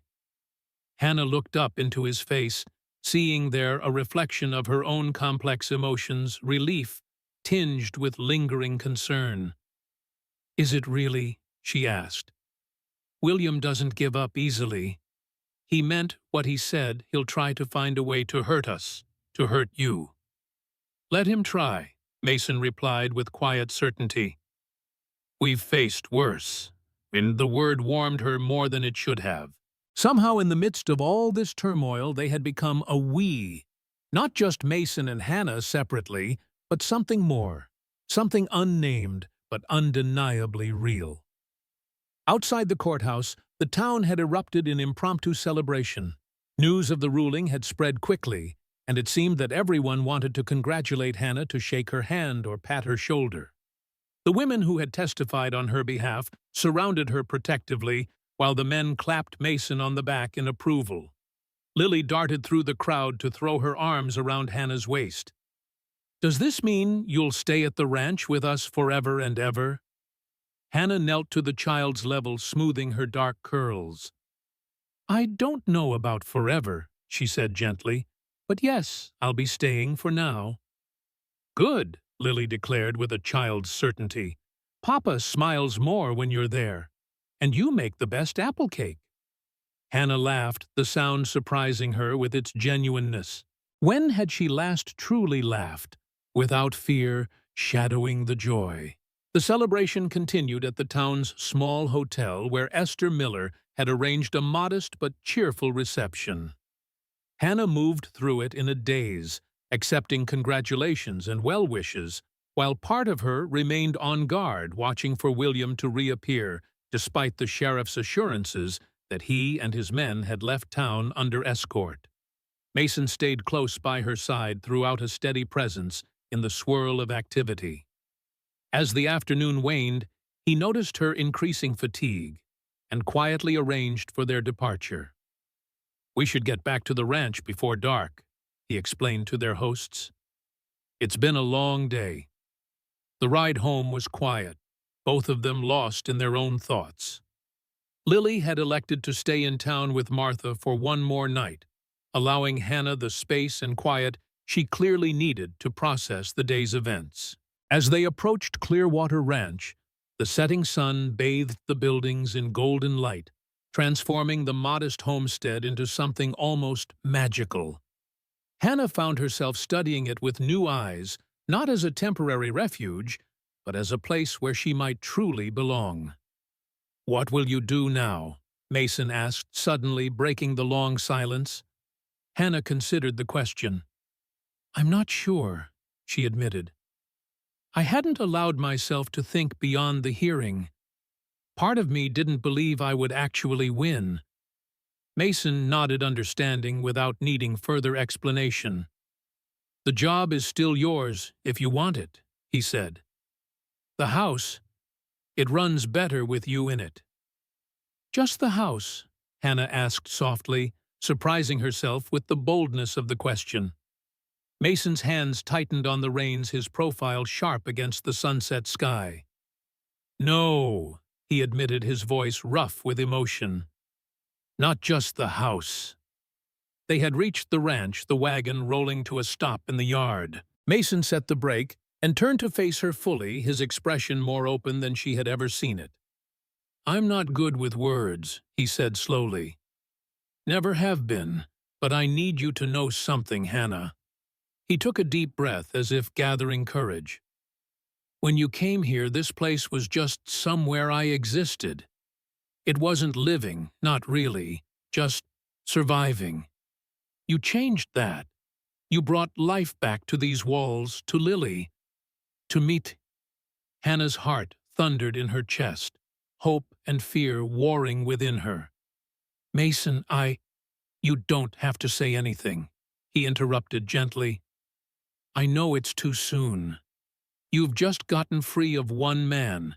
You don't need another making demands on you. I just wanted you to know that, whatever you decide, however long you stay, you've made a difference here. To all of us." Tears pricked at Hannah's eyes, unexpected and overwhelming. After years of being diminished, controlled, made to feel worthless, Mason's simple acknowledgement of her value struck her to her core. "Thank you," she whispered, unable to find words adequate to the moment. Mason helped her down from the wagon, his hands strong and sure at her waist. For a moment, they stood close together in the gathering dusk, neither wanting to break the connection. Then, with visible reluctance, Mason stepped back. "I should see to the horses," he said, his voice gruff again. Hannah nodded, gathering her skirts to head toward the house. But something made her stop and turn back to him. "Mason." He paused, half-turned toward the barn. "Yes?" "I'm glad I found my way here," she said simply. "To Clearwater. To you and Lily." A slow smile transformed his face, softening the hard lines carved by grief and solitude. "So am I, Hannah," he replied. "So am I." As Hannah walked toward her house now, in a way it hadn't been before, the prairie wind whispered through the tall grass, carrying the scent of sage and the promise of tomorrow. For the first time in years, she felt not just safe, but hopeful, not just alive, but beginning to live. The Montana winter descended with a fierce determination, transforming the rolling prairie into a vast expanse of white. Snow piled against the north side of the ranch house, and breath froze in the air on the long walk between buildings. Inside, however, Clearwater Ranch had never felt warmer. In the months since the divorce hearing, Hannah had settled into a new rhythm of life. No longer just the hired cook and housekeeper, she had become an integral part of the ranch's daily operations. Mason had taught her to ride, and she now helped with the easier ranch tasks when needed. Lily, home for the winter months while school was closed, flourished under Hannah's care, her natural exuberance returning fully for the first time since her mother's death. Most evenings found the three of them gathered in the main room after dinner, Mason working on ranch accounts or carving small wooden animals for Lily, Hannah sewing or reading aloud while Lily played with her growing collection of carved creatures or practiced her letters. To an outside observer, they might have appeared to be a family, though neither Mason nor Hannah had spoken of such possibilities since that evening after the hearing. "Tell the horse story again," Lily begged one night as Hannah tucked her into bed. Outside, a January blizzard howled around the eaves, making the warmth of the house feel even more precious. Hannah smiled, smoothing the quilt over the child's small form. "Which horse story? The one about the wild Mustang, or the one about your father's Thunder?" "Thunder." Lily decided, snuggling deeper under the covers. "About how Papa saved him from the mean men." Hannah settled on the edge of the bed, her voice taking on the rhythmic cadence of a practiced storyteller. "Before you were born, when your father was first building this ranch, he rode into town one day and found a crowd gathered around the livery stable. A magnificent black stallion was being beaten by his owner for refusing to be saddled." Lily's eyes widened, though she knew the story well. "And Papa couldn't bear to watch," she prompted. "That's right. Your father had seen enough cruelty in his own life to recognize it in others. Without a word, he dismounted, walked straight up to the man with the whip, and offered to buy the horse on the spot. For twice what he was worth," Lily added triumphantly. "Yes, though your father would say he was worth every penny. He brought the horse home, named him Thunder for his deep rumbling neigh, and spent weeks just sitting in the corral, letting the stallion get used to his presence. He never raised a hand or voice to Thunder, never demanded anything from him. And then, one day, Thunder came to Papa all on his own." Lily continued, her eyes drooping with approaching sleep. "That's right," Hannah confirmed softly. "One morning, your father went out to the corral as usual, and instead of keeping his distance, Thunder walked right up to him and nudged his shoulder.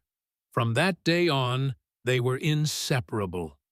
Your father says Thunder is the smartest, most loyal horse he's ever known." "Because Papa was kind when no one else was," Lily murmured, her voice slurring with sleepiness. "Yes," Hannah agreed, bending to kiss the child's forehead. "Sometimes that's all it takes to earn trust, just a little kindness when it's needed most." As Lily's breathing deepened into sleep, Hannah remained seated on the bed, her mind lingering on the story she had just told. It had become one of Lily's favorites, not just for the happy ending, but because it revealed a side of her father that the child rarely saw directly, the gentle, patient man beneath the gruff exterior. Hannah had seen that side of Mason more and more over the past months. The walls he had built around himself had slowly lowered in her presence, revealing glimpses of the man he might have been before grief and isolation had hardened him. Sometimes she caught him watching her with an expression that made her heart beat faster, but he never pressed for more than she was ready to give. Rising quietly, she tucked the blankets more securely around Lily and slipped from the room. In the hallway, she nearly collided with Mason, who had apparently been standing just outside the door. "I was just coming to say good night," he explained, his voice low to avoid waking Lily. "Is she asleep?" Hannah nodded. "Just drifted off. She wanted the thunder story again." A smile touched Mason's lips. "She loves that one." "So do I," Hannah admitted. "It says a lot about you." Mason looked away, uncomfortable as always with praise. "It's just a horse." "No," Hannah contradicted gently. "It's about seeing suffering and doing something to stop it, even when others won't. It's about patience and trust." She hesitated, then added softly, "It's about who you really are beneath all that Montana stoicism." Mason's eyes met hers, dark and intent, in the dim hallway light. For a moment, Hannah thought he might reach for her, might finally bridge the careful distance they had maintained. Instead, he cleared his throat and stepped back slightly. "Storm's getting worse," he observed. "I should check the barn one more time, make sure everything's secure." "Mason, it's freezing out there," Hannah protested. "Surely it can wait until morning." He shook his head, already turning toward the back door. "Better to check now than find problems at daybreak. I won't be long." Hannah watched him go, a familiar mix of fondness and frustration rising within her.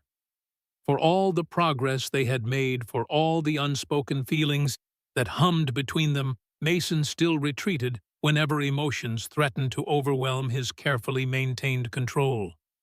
With a sigh, she moved to the kitchen to stoke the fire in the stove, ensuring the house would remain warm through the night. Through the window, she could see Mason's lantern bobbing through the swirling snow toward the barn, a lonely light in the vast darkness. The blizzard intensified overnight, the wind driving snow into drifts taller than a man. By morning, the ranch buildings were half-buried, paths between them completely obliterated.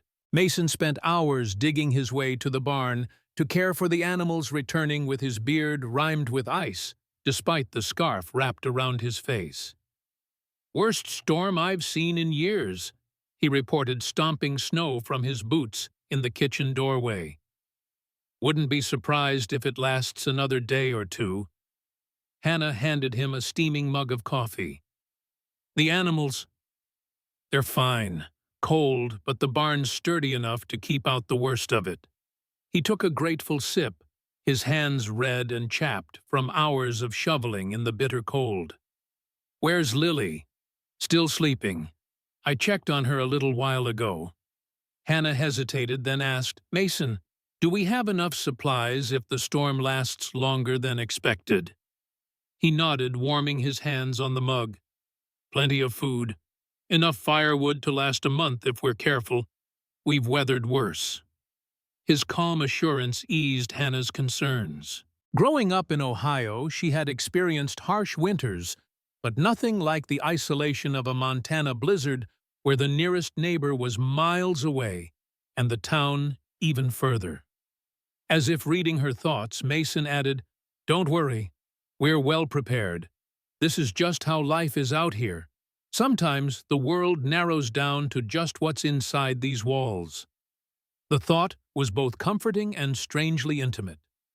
For the next few days, they would be completely cut off from the outside world, existing in their own small universe of warmth and shelter amidst the storm's fury. Lily appeared in the doorway, then her dark curls tousled from sleep, still in her nightgown. "Is it still snowing, Papa?" Mason scooped her up in his arms, her small frame dwarfed by his large hands. "Like you wouldn't believe, kitten. We're snowed in good and proper." The child's eyes widened with excitement rather than fear.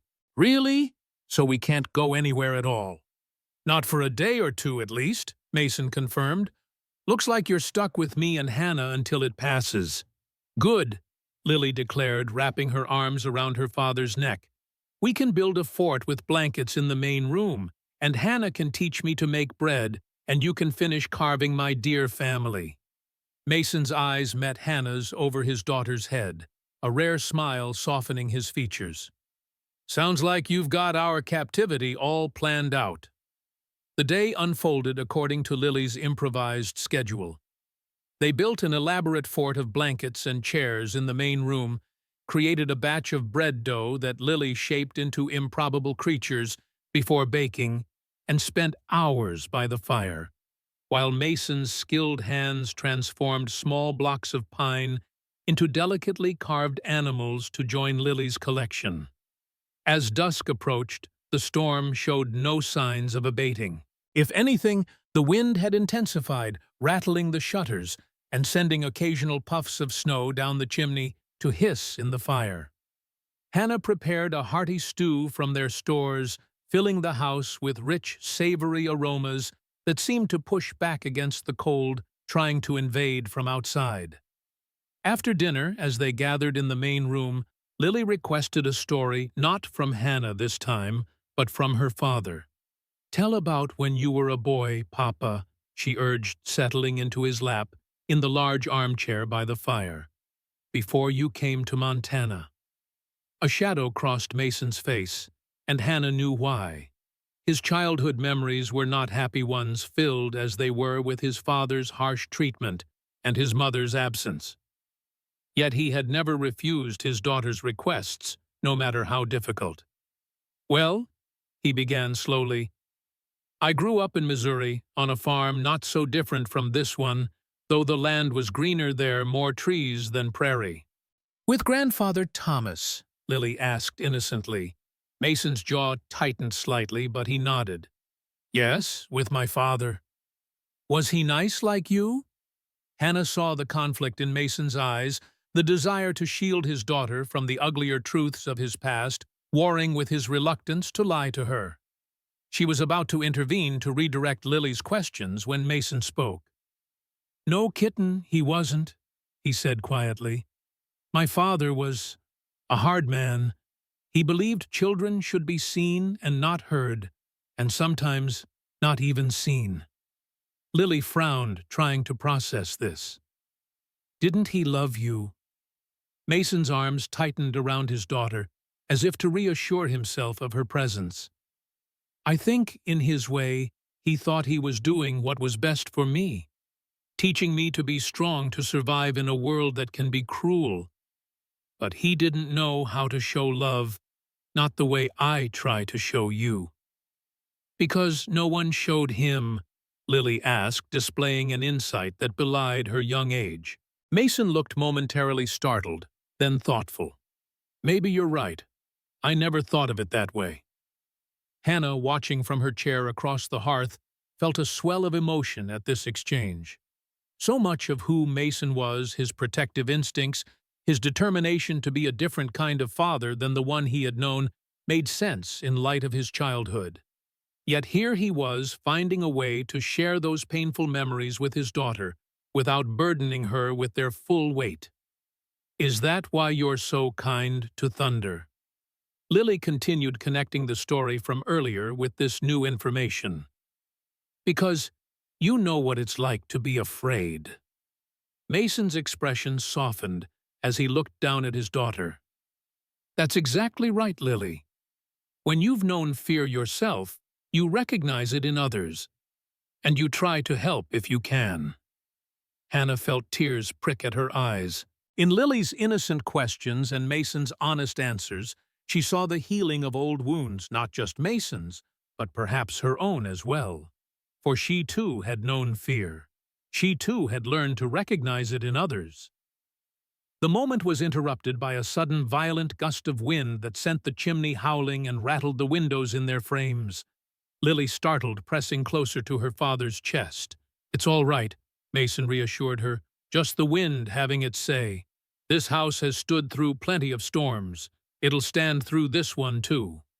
His words seemed to calm the child, but as the evening wore on, the storm's intensity increased. By the time they were preparing for bed, the wind had reached a fever pitch, driving snow against the windows with such force it sounded like sand being thrown against the glass. "Will the animals be safe?" Hannah asked as she and Mason checked the house one final time before retiring. "The barn's sturdy," he replied, though a flicker of concern crossed his face. "But I'll get up during the night to check on them just to be sure." Hannah nodded, knowing that arguing would be pointless. Mason's sense of responsibility toward the creatures in his care was too deeply ingrained to be swayed by concerns for his own comfort or safety. As they stood in the hallway outside their respective bedrooms, an awkward silence fell between them.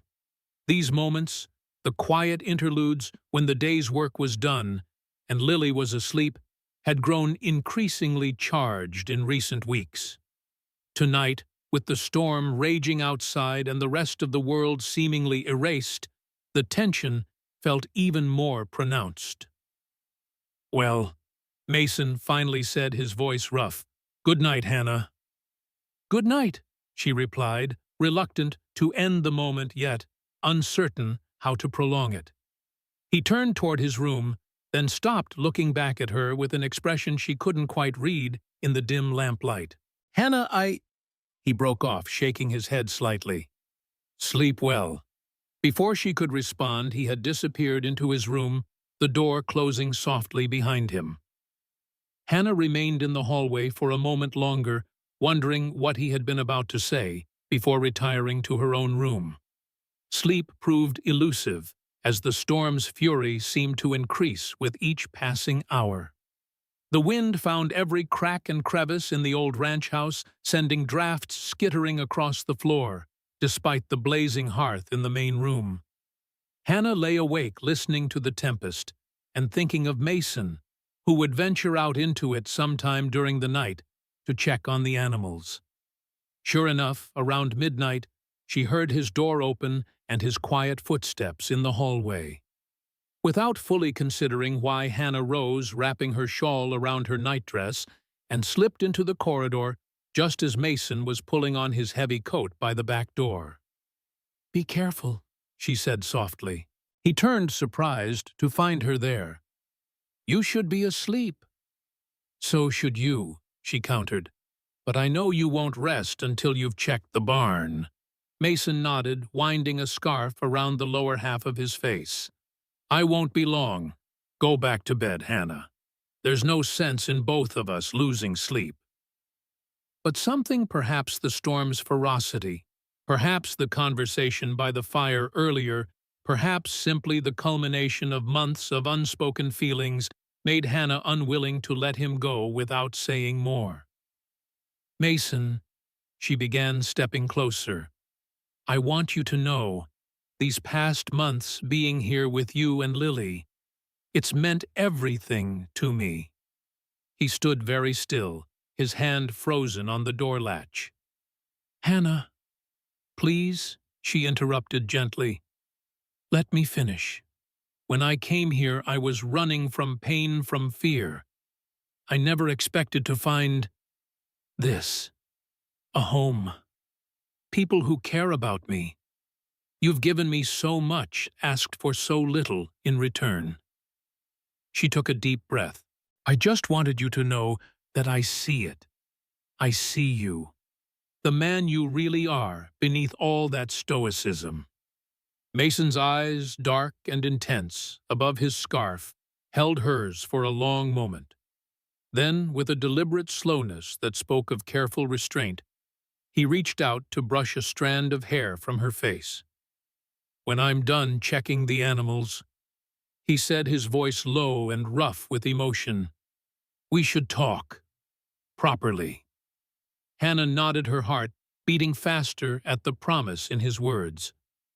"I'll wait up." With a final lingering look, Mason turned and disappeared into the howling night, the door closing behind him with a finality that sent a shiver of unease through Hannah. Attributing it to the sudden gust of cold air, she returned to the main room to stoke the fire and wait for his return. Minutes stretched into a quarter hour, then half, then a full hour. Concern began to gnaw at Hannah's stomach, even accounting for the difficulty of navigating through the blizzard and checking all the animals. Mason should have returned by now. The barn was barely 100 yards from the house, a journey of minutes, not hours. By the time 90 minutes had passed, Hannah's concern had blossomed into full-blown fear. Something was wrong. Mason would never stay away this long voluntarily, not in these conditions, not knowing she was waiting for him. Making a swift decision, Hannah hurried to her room to dress warmly, layering stockings and petticoats beneath her heaviest skirt, pulling on the thick woolen sweater that Esther Miller had given her for Christmas. She was tying a scarf around her head when a noise from Lily's room made her pause. "Hannah." The child stood in her doorway, sleep-tousled and confused. "Where's Papa?" Hannah forced a reassuring smile. "He went to check on the animals in the barn. I'm just going to make sure he's all right. The storm is making it hard to get back." Lily's eyes widened with alarm. "But it's scary out there." "I'll be fine," Hannah assured her, though her own heart was racing with fear. "I'll bring your Papa back, and we'll all have hot chocolate by the fire. But I need you to be very brave and stay inside all right. Can you do that for me?" After a moment's hesitation, Lily nodded solemnly. "I'll wait by the fire and keep it burning so you'll both be warm when you come back." Hannah hugged the child tightly, then completed her preparations, adding Mason's spare coat over her own clothes and tying a rope around her waist. The other end she secured to the porch post, a lifeline, to find her way back to the house, if visibility failed completely. The moment she stepped outside, Hannah understood why Mason hadn't returned. The storm had intensified beyond anything she had imagined, the wind, a physical force that nearly knocked her off her feet. Snow swirled in blinding sheets, reducing visibility to mere feet. The cold cut through her layers like a knife, stealing her breath and instantly numbing any exposed skin. Leaning into the wind, Hannah began to follow the rope she had stretched from the house toward where she knew the barn must be. Each step was a battle against the elements, her feet breaking through deep drifts of snow that sometimes reached her knees. The thought of Mason out in this, perhaps injured or lost, drove her forward, when every instinct screamed for her to return to the safety of the house. Halfway to the barn, a dark shape loomed suddenly out of the whiteout conditions. Hannah's heart leapt with hope, only to plummet again when she realized it wasn't Mason, but one of the fence posts, nearly buried in snow. She pressed on the rope in her hands, growing taut as she approached the limits of its length. Just as she was beginning to fear she had somehow missed the barn entirely, a solid wall appeared before her, the barn's exterior. With frozen fingers, Hannah fumbled for the door relief, washing through her as it swung inward to reveal the relative shelter within. The interior was dark and cold, but blessedly free from the driving wind and snow. "Mason!" Hannah called, her voice seemingly swallowed by the vast space. "Mason, are you here?" No answer came.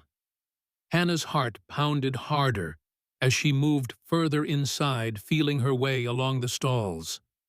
The animals shifted nervously at her presence, but there was no sign of Mason. Then, as her eyes adjusted to the dimness, she spotted a darker shape on the floor near Thunder's stall, a man's form lying still. "Mason!" Hannah rushed forward, dropping to her knees beside him. He lay face down on the straw-covered floor, unmoving. With trembling hands, she turned him over, gasping as she saw the gash on his forehead, blood matting his hair and freezing on his skin. "Mason, wake up," she pleaded, patting his cheek gently. "Please, wake up." His eyelids fluttered, then opened, confusion clouding his gaze before recognition dawned. "Hannah, what are you doing here? You didn't come back," she explained relief, making her voice shake. I was worried. Mason tried to sit up, wincing as the movement clearly caused him pain. Thunder spooked at something, knocked me against the post. Must have blacked out. Hannah helped him to a sitting position, examining the wound on his head. It was nasty, but not life-threatening if she could get him back to the house where she could treat it properly. Can you stand? We need to get you inside. With Hannah's support, Mason managed to get to his feet, though he swayed dangerously. The animals are fine, Hannah assured him. But you're not, and Lily is waiting for us worried sick. The mention of his daughter seemed to give Mason renewed strength. He nodded, allowing Hannah to guide him toward the door. The storm is still raging, Hannah confirmed grimly. But I brought a rope. We can follow it back to the house. Mason's weight grew heavier against her as they stepped outside into the full fury of the blizzard. The wind had impossibly increased in strength, driving snow horizontally across the yard. Hannah clutched the rope with one hand, Mason with the other, and began the arduous journey back to the ranch house. Each step was a battle made more difficult by Mason's semi-conscious state. Twice he stumbled, nearly pulling them both down into the snow. Hannah's muscles screamed with the effort of supporting his much larger frame, but she pressed on, driven by the knowledge that to stop was to die. When the house finally loomed out of the whiteout conditions, Hannah nearly wept with relief. Summoning the last of her strength, she helped Mason up the porch steps and through the door into the blessed warmth of the house. Lily was waiting by the fire as promised, her small face lighting up when she saw them, then crumpling with concern at the sight of her father's bloodied face. Papa, what happened? He had an accident in the barn, Hannah explained, guiding Mason to the chair by the fire. But he's going to be fine. I need to clean and bandage his head, that's all. While Lily held her father's hand, Hannah gathered supplies, clean cloths, hot water, the bottle of whiskey Mason kept for medicinal purposes. Working quickly, she cleaned the wound, wincing at Mason's hiss of pain when she applied the alcohol to disinfect it. You came after me, Mason murmured, as she worked, his eyes fixed on her face with a new intensity. In that storm, you could have been killed. So could you, Hannah replied, her voice steadier than her hands. I couldn't just leave you out there. Why not? The simple question held depths of meaning hanging in the air between them. Hannah's hands stilled on the bandage she was wrapping around his head. Her eyes met his, and in that moment, all the unspoken feelings of the past months seemed to crystallize into perfect clarity. Because I love you, she said simply. Because I couldn't bear to lose you. For a heartbeat, Mason seemed frozen, his expression unreadable. Then his hand came up to capture hers, where it rested against his cheek. Hannah, he breathed her name, a prayer on his lips. I love her too. Papa, Lily interjected innocently, breaking the tension of the moment. That's why we had to go find you. Mason's face softened as he looked at his daughter. You're right, kitten. And I love you both very much. His eyes returned to Hannah's, filled with emotion, too long contained. More than I've known how to say. The confession, simple yet profound, washed over Hannah like a wave of warmth. For so long she had been afraid to name the feelings growing between them, fearful that to acknowledge them would somehow invite disaster. But here, in this moment of crisis, survived together, the truth seemed too important to leave unspoken any longer. I think, Mason continued carefully, that when I'm recovered, we should talk about what that means for all of us. Hannah nodded, a smile blooming despite the lingering fear and exhaustion. I'd like that. The storm raged for 2 more days, but within the walls of the ranch house, a different kind of change was taking place. As Mason recovered from his injury, the careful distance he and Hannah had maintained began to dissolve. Small touches, lingered glances held longer, and conversations delved deeper than before. On the third day, when the blizzard finally subsided, leaving the world outside transformed into a glistening expanse of white. Mason found Hannah in the kitchen preparing breakfast, while Lily set the table. "I need to clear paths to the barn and corral," he announced. "Check on the stock properly, now that I can see straight again." Hannah nodded, noting with relief that the gash on his head was healing well, the swelling almost gone. "Be careful out there. The snowdrifts look deep." "Actually," Mason said, a hint of nervousness in his usually confident voice, "I was hoping you might join me, later after the chores are done, for a walk." Hannah looked up from the biscuits she was rolling out, surprised by the formal invitation. "A walk?" "If you'd like to," Mason added quickly.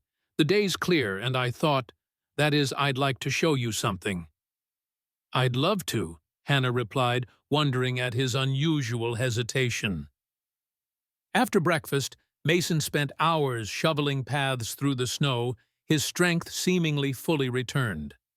By early afternoon, he had created walkways to all the essential buildings and checked on the welfare of every animal on the ranch. Hannah, meanwhile, caught up on indoor chores neglected during the storm and prepared a hearty stew for dinner. "Ready for that walk?"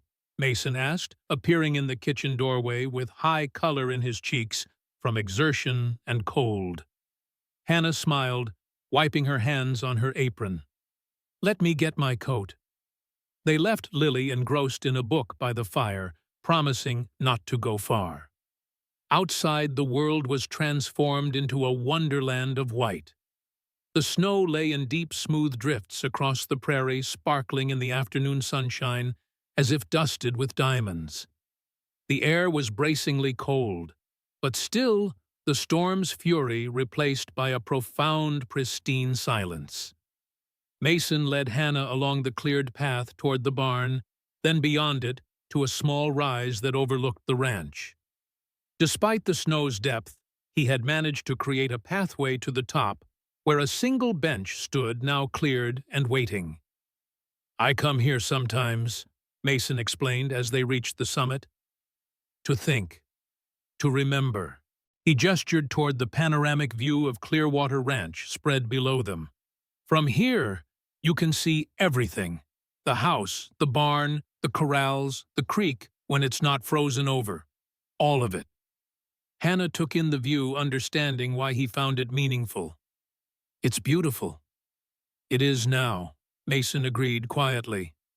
"For a long time after Caroline died, I could only see what was missing, what was broken. The fences that needed mending, the paint peeling from the house, the empty corrals." He turned to face her fully. "Then you arrived, and I started to see it differently. Started to see possibilities again, instead of just problems." Hannah's heart quickened at the intensity in his gaze. "Mason, please," he interrupted gently. "Let me finish. I'm not good with words, Hannah. Never have been. But what I need to say is too important to get wrong." He took a deep breath, his exhale clouding in the cold air. "When I lost Caroline, I thought I was done with love. Done with feeling anything but obligation to Lily and this land. I built walls around myself, kept everyone at a distance." He reached for her hands, enfolding them in his larger ones. "Then you showed up at my door, brave and broken all at once, and something in me recognized something in you. We'd both been hurt. We'd both lost trust in the world. But you were still fighting, still hoping for something better. It made me wonder if I could do the same." Tears pricked at Hannah's eyes, but she blinked them back, unwilling to miss a word or expression of this moment she had both longed for and feared. "These past months," Mason continued, his voice growing stronger, "watching you with Lily, seeing how you've brought life back to our home, I've realized something. Love isn't something you get just once in life. It's not something that once lost can never be found again. It changes, grows differently the second time around, but it's no less real. He released one of her hands to reach into his pocket, withdrawing a small wooden box. I've been carrying this around for weeks now, waiting for the right moment. He opened it to reveal a simple gold band set with a single small diamond. It was my mother's, the only thing of hers I have left. Hannah's breath caught in her throat. Mason. I'm asking you to be my wife, Hannah, he said, his voice rough with emotion.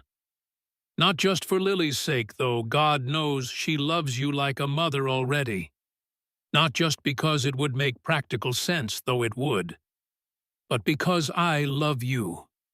Because I want to spend whatever years I have left on this earth with you by my side. Tears spilled freely down Hannah's cheeks, now freezing almost instantly in the cold air. Are you certain, after everything, William? The trouble I brought to your door, more certain than I've been of anything in years, Mason assured her. Whatever comes, whatever challenges we face, I want to face them with you. His eyes searched hers, vulnerability evident in his usually guarded expression. That is, if you want the same. Hannah looked down at their joined hands, at the ring glinting in the winter sunshine, then back up at Mason's face, a face that had become so dear to her with its lines of care and courage, its rare but transformative smile. Yes, she whispered, then more strongly. Yes, I want to be your wife. I want to build a life here with you and Lily. Mason's face broke into the most radiant smile Hannah had ever seen on him, years seeming to fall away in an instant. With hands that trembled slightly, he slipped the ring onto her finger, then drew her into his embrace. When their lips finally met, it was like coming home after a long journey, familiar, yet new, safe, yet thrilling. Hannah leaned into his warmth, into the solid strength of him, feeling for the first time in years that she had found where she truly belonged. They walked back to the house, hand in hand, the late afternoon sun casting long blue shadows across the snow. At the porch, Mason paused, looking down at her with an expression of wonder. What is it? Hannah asked, smiling up at him. I just can't believe how lucky I am, he admitted, that you found your way here to this ranch in the middle of nowhere, that you stayed despite everything. It wasn't luck, Hannah replied softly. It was meant to be. All the pain, all the wrong turns, they were just the path that led me to you.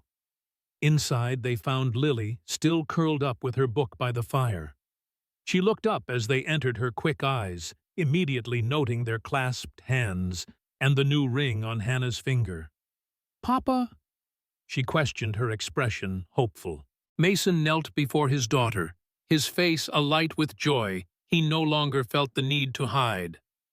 Lily, I've asked Hannah to marry me to be my wife and your mother. Would that be all right with you? Lily's face broke into a beaming smile. Yes, she exclaimed, launching herself into Hannah's arms. I knew you wouldn't leave us. I just knew it. Hannah hugged the child close, her heart so full it felt like it might burst. Never, she promised. I'm home now, for good. That evening, as they sat together before the fire, the howling wind that had once seemed so threatening now merely underscored the warmth and security they had found together. Mason's arm rested comfortably around Hannah's shoulders, Lily leaning against her other side, the three of them forming a tableau of newfound family. When will you get married? Lily asked suddenly, looking up from the wooden animals she had been arranging on the hearth rug. Can I be a flower girl? Will I get a new dress? Mason chuckled, the rumble of it vibrating against Hannah's side. So many questions, kitten. We haven't decided the details yet. But soon, Hannah added, her hand finding Mason's where it rested on her shoulder. Before spring planting, I think. Mason nodded, his expression contemplative. I was thinking the same. Perhaps when the snow melts enough for travel, we could invite the town, have a proper celebration. The thought of a public wedding made Hannah momentarily anxious. Though William had left Montana months ago, the memory of his threats still lingered.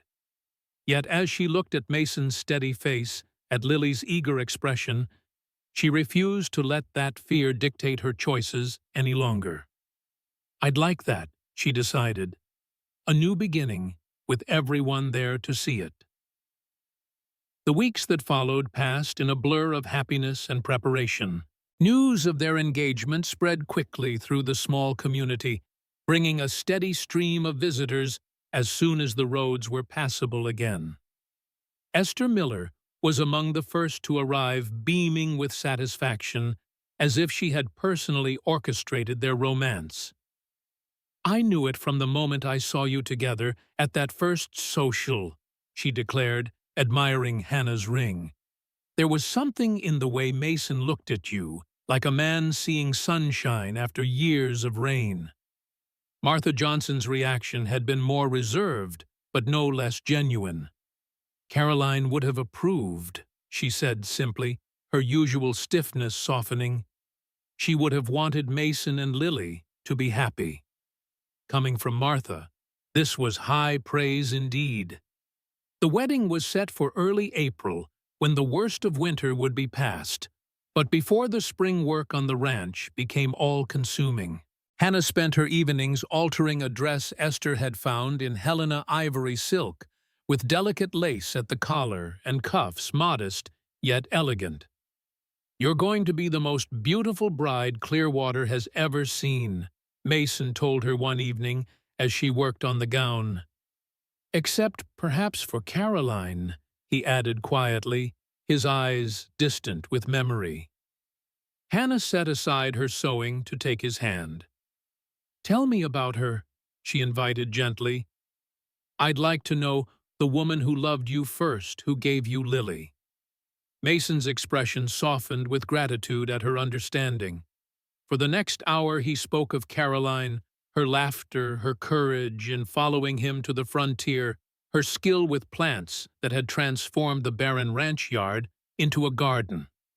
Hannah listened not with jealousy, but with a deep appreciation for the woman whose love had shaped the man Mason had become. She would have liked you, Mason concluded, echoing Martha's sentiment. Would have been glad to know Lily had you in her life. I wish I could have known her, Hannah replied honestly. But I promise you this, I'll honor her memory. Lily will always know how much her mother loved her. Mason's eyes glistened with uncharacteristic tears. Thank you, he whispered, pulling Hannah close, for understanding, for being exactly who you are. As the wedding day approached, preparations intensified.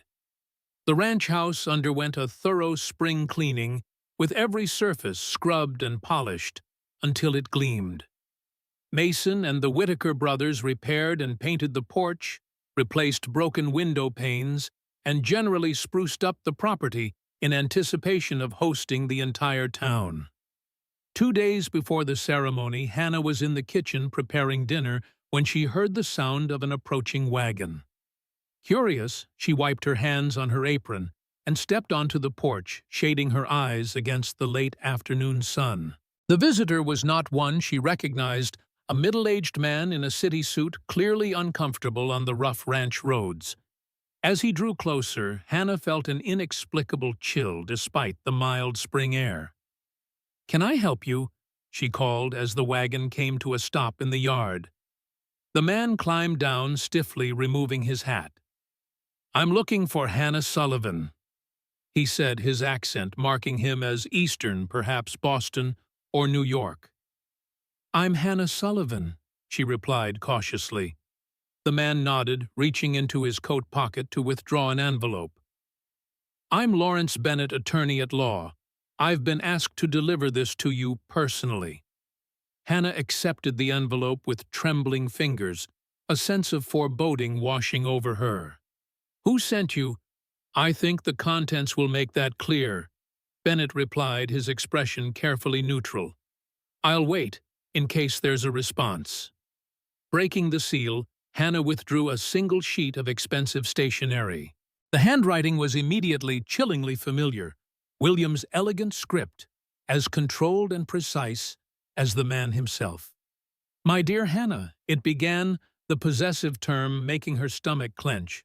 I trust this letter finds you well, though I confess I care little for your welfare after the embarrassment you have caused me. I write not out of concern but obligation to inform you of a development that may interest you. Your father passed away last month after a brief illness. Your mother, in her grief, has been asking for you. While I have no personal desire to facilitate a reunion, I am not entirely without compassion. Should you wish to return to Ohio to see your mother, I give you my word that I will not interfere. However, should you choose to proceed with your rumored marriage to the Montana rancher, be advised that I have not forgotten nor forgiven the humiliation you inflicted upon me. There are always ways to settle accounts, even across great distances. The choice, as always, is yours. William Matthews.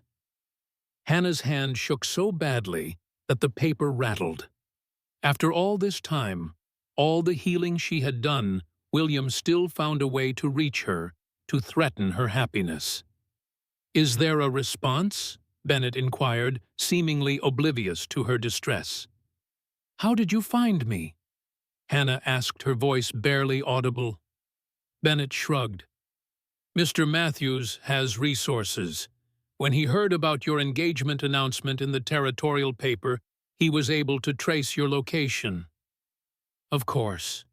The announcement that Esther had insisted on placing in the Helena newspaper, a simple statement that Mason Thornhill of Clearwater Ranch would wed Hannah Sullivan in April. It had seemed harmless, even joyful at the time. Now it revealed itself as a beacon, drawing William's malevolent attention back to her. No response, Hannah said, finally folding the letter carefully. Thank you for delivering it. Bennett nodded, replacing his hat. As you wish. Good day, Miss Sullivan.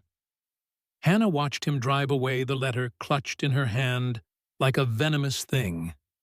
Her father dead. Her mother asking for her. And William always. William, with his veiled threats and perfect manners. She was still standing on the porch, frozen in indecision, when Mason returned from the far pasture where he had been checking on the spring calves. One look at her face told him something was wrong. Hannah, he questioned, dismounting quickly. What is it? What's happened? Wordlessly, she handed him the letter. His face darkened as he read, jaw tightening with each line. That bastard, he muttered when he finished, still trying to control you, to frighten you. He looked up, his expression softening as he took in her stricken face. Hannah, I'm so sorry about your father. The simple condolence broke through her shocked numbness, and tears welled in her eyes. I haven't seen him in years, she whispered. Not since before I married William. He never knew what happened. Mason gathered her into his arms, holding her as the tears came in earnest now. Your mother, he said gently, when the storm of weeping had subsided. Do you want to go to her? Hannah pulled back to look at him, surprised by the question. You'd let me go. Let you. Mason repeated, his brow furrowing. Hannah, I would never stop you from going to your family, especially not at a time like this. If you need to be with your mother, then that's what should happen. The wedding can wait. The simple understanding, the lack of possessiveness so different from William's controlling nature, brought fresh tears to Hannah's eyes. I don't know what to do, she admitted. I want to see her to make peace before it's too late. But William can go to hell, Mason said flatly. If you want to go to Ohio, I'll take you there myself. We'll bring Lily. Make a family trip of it. Meet your mother. Pay respects at your father's grave, then come back home and get married. William Matthews doesn't get to dictate your life anymore. The straightforward solution offered without hesitation or condition eased some of the turmoil in Hannah's heart. Yet still, she hesitated, the final lines of William's letter echoing in her mind. There are always ways to settle accounts, even across great distances. What if he's waiting for me to return? What if this is a trap? Mason considered this, his expression grave. It's possible, he acknowledged. But you'd be with me and me, not alone. And we would stay in a hotel, not at your mother's house where he might expect you.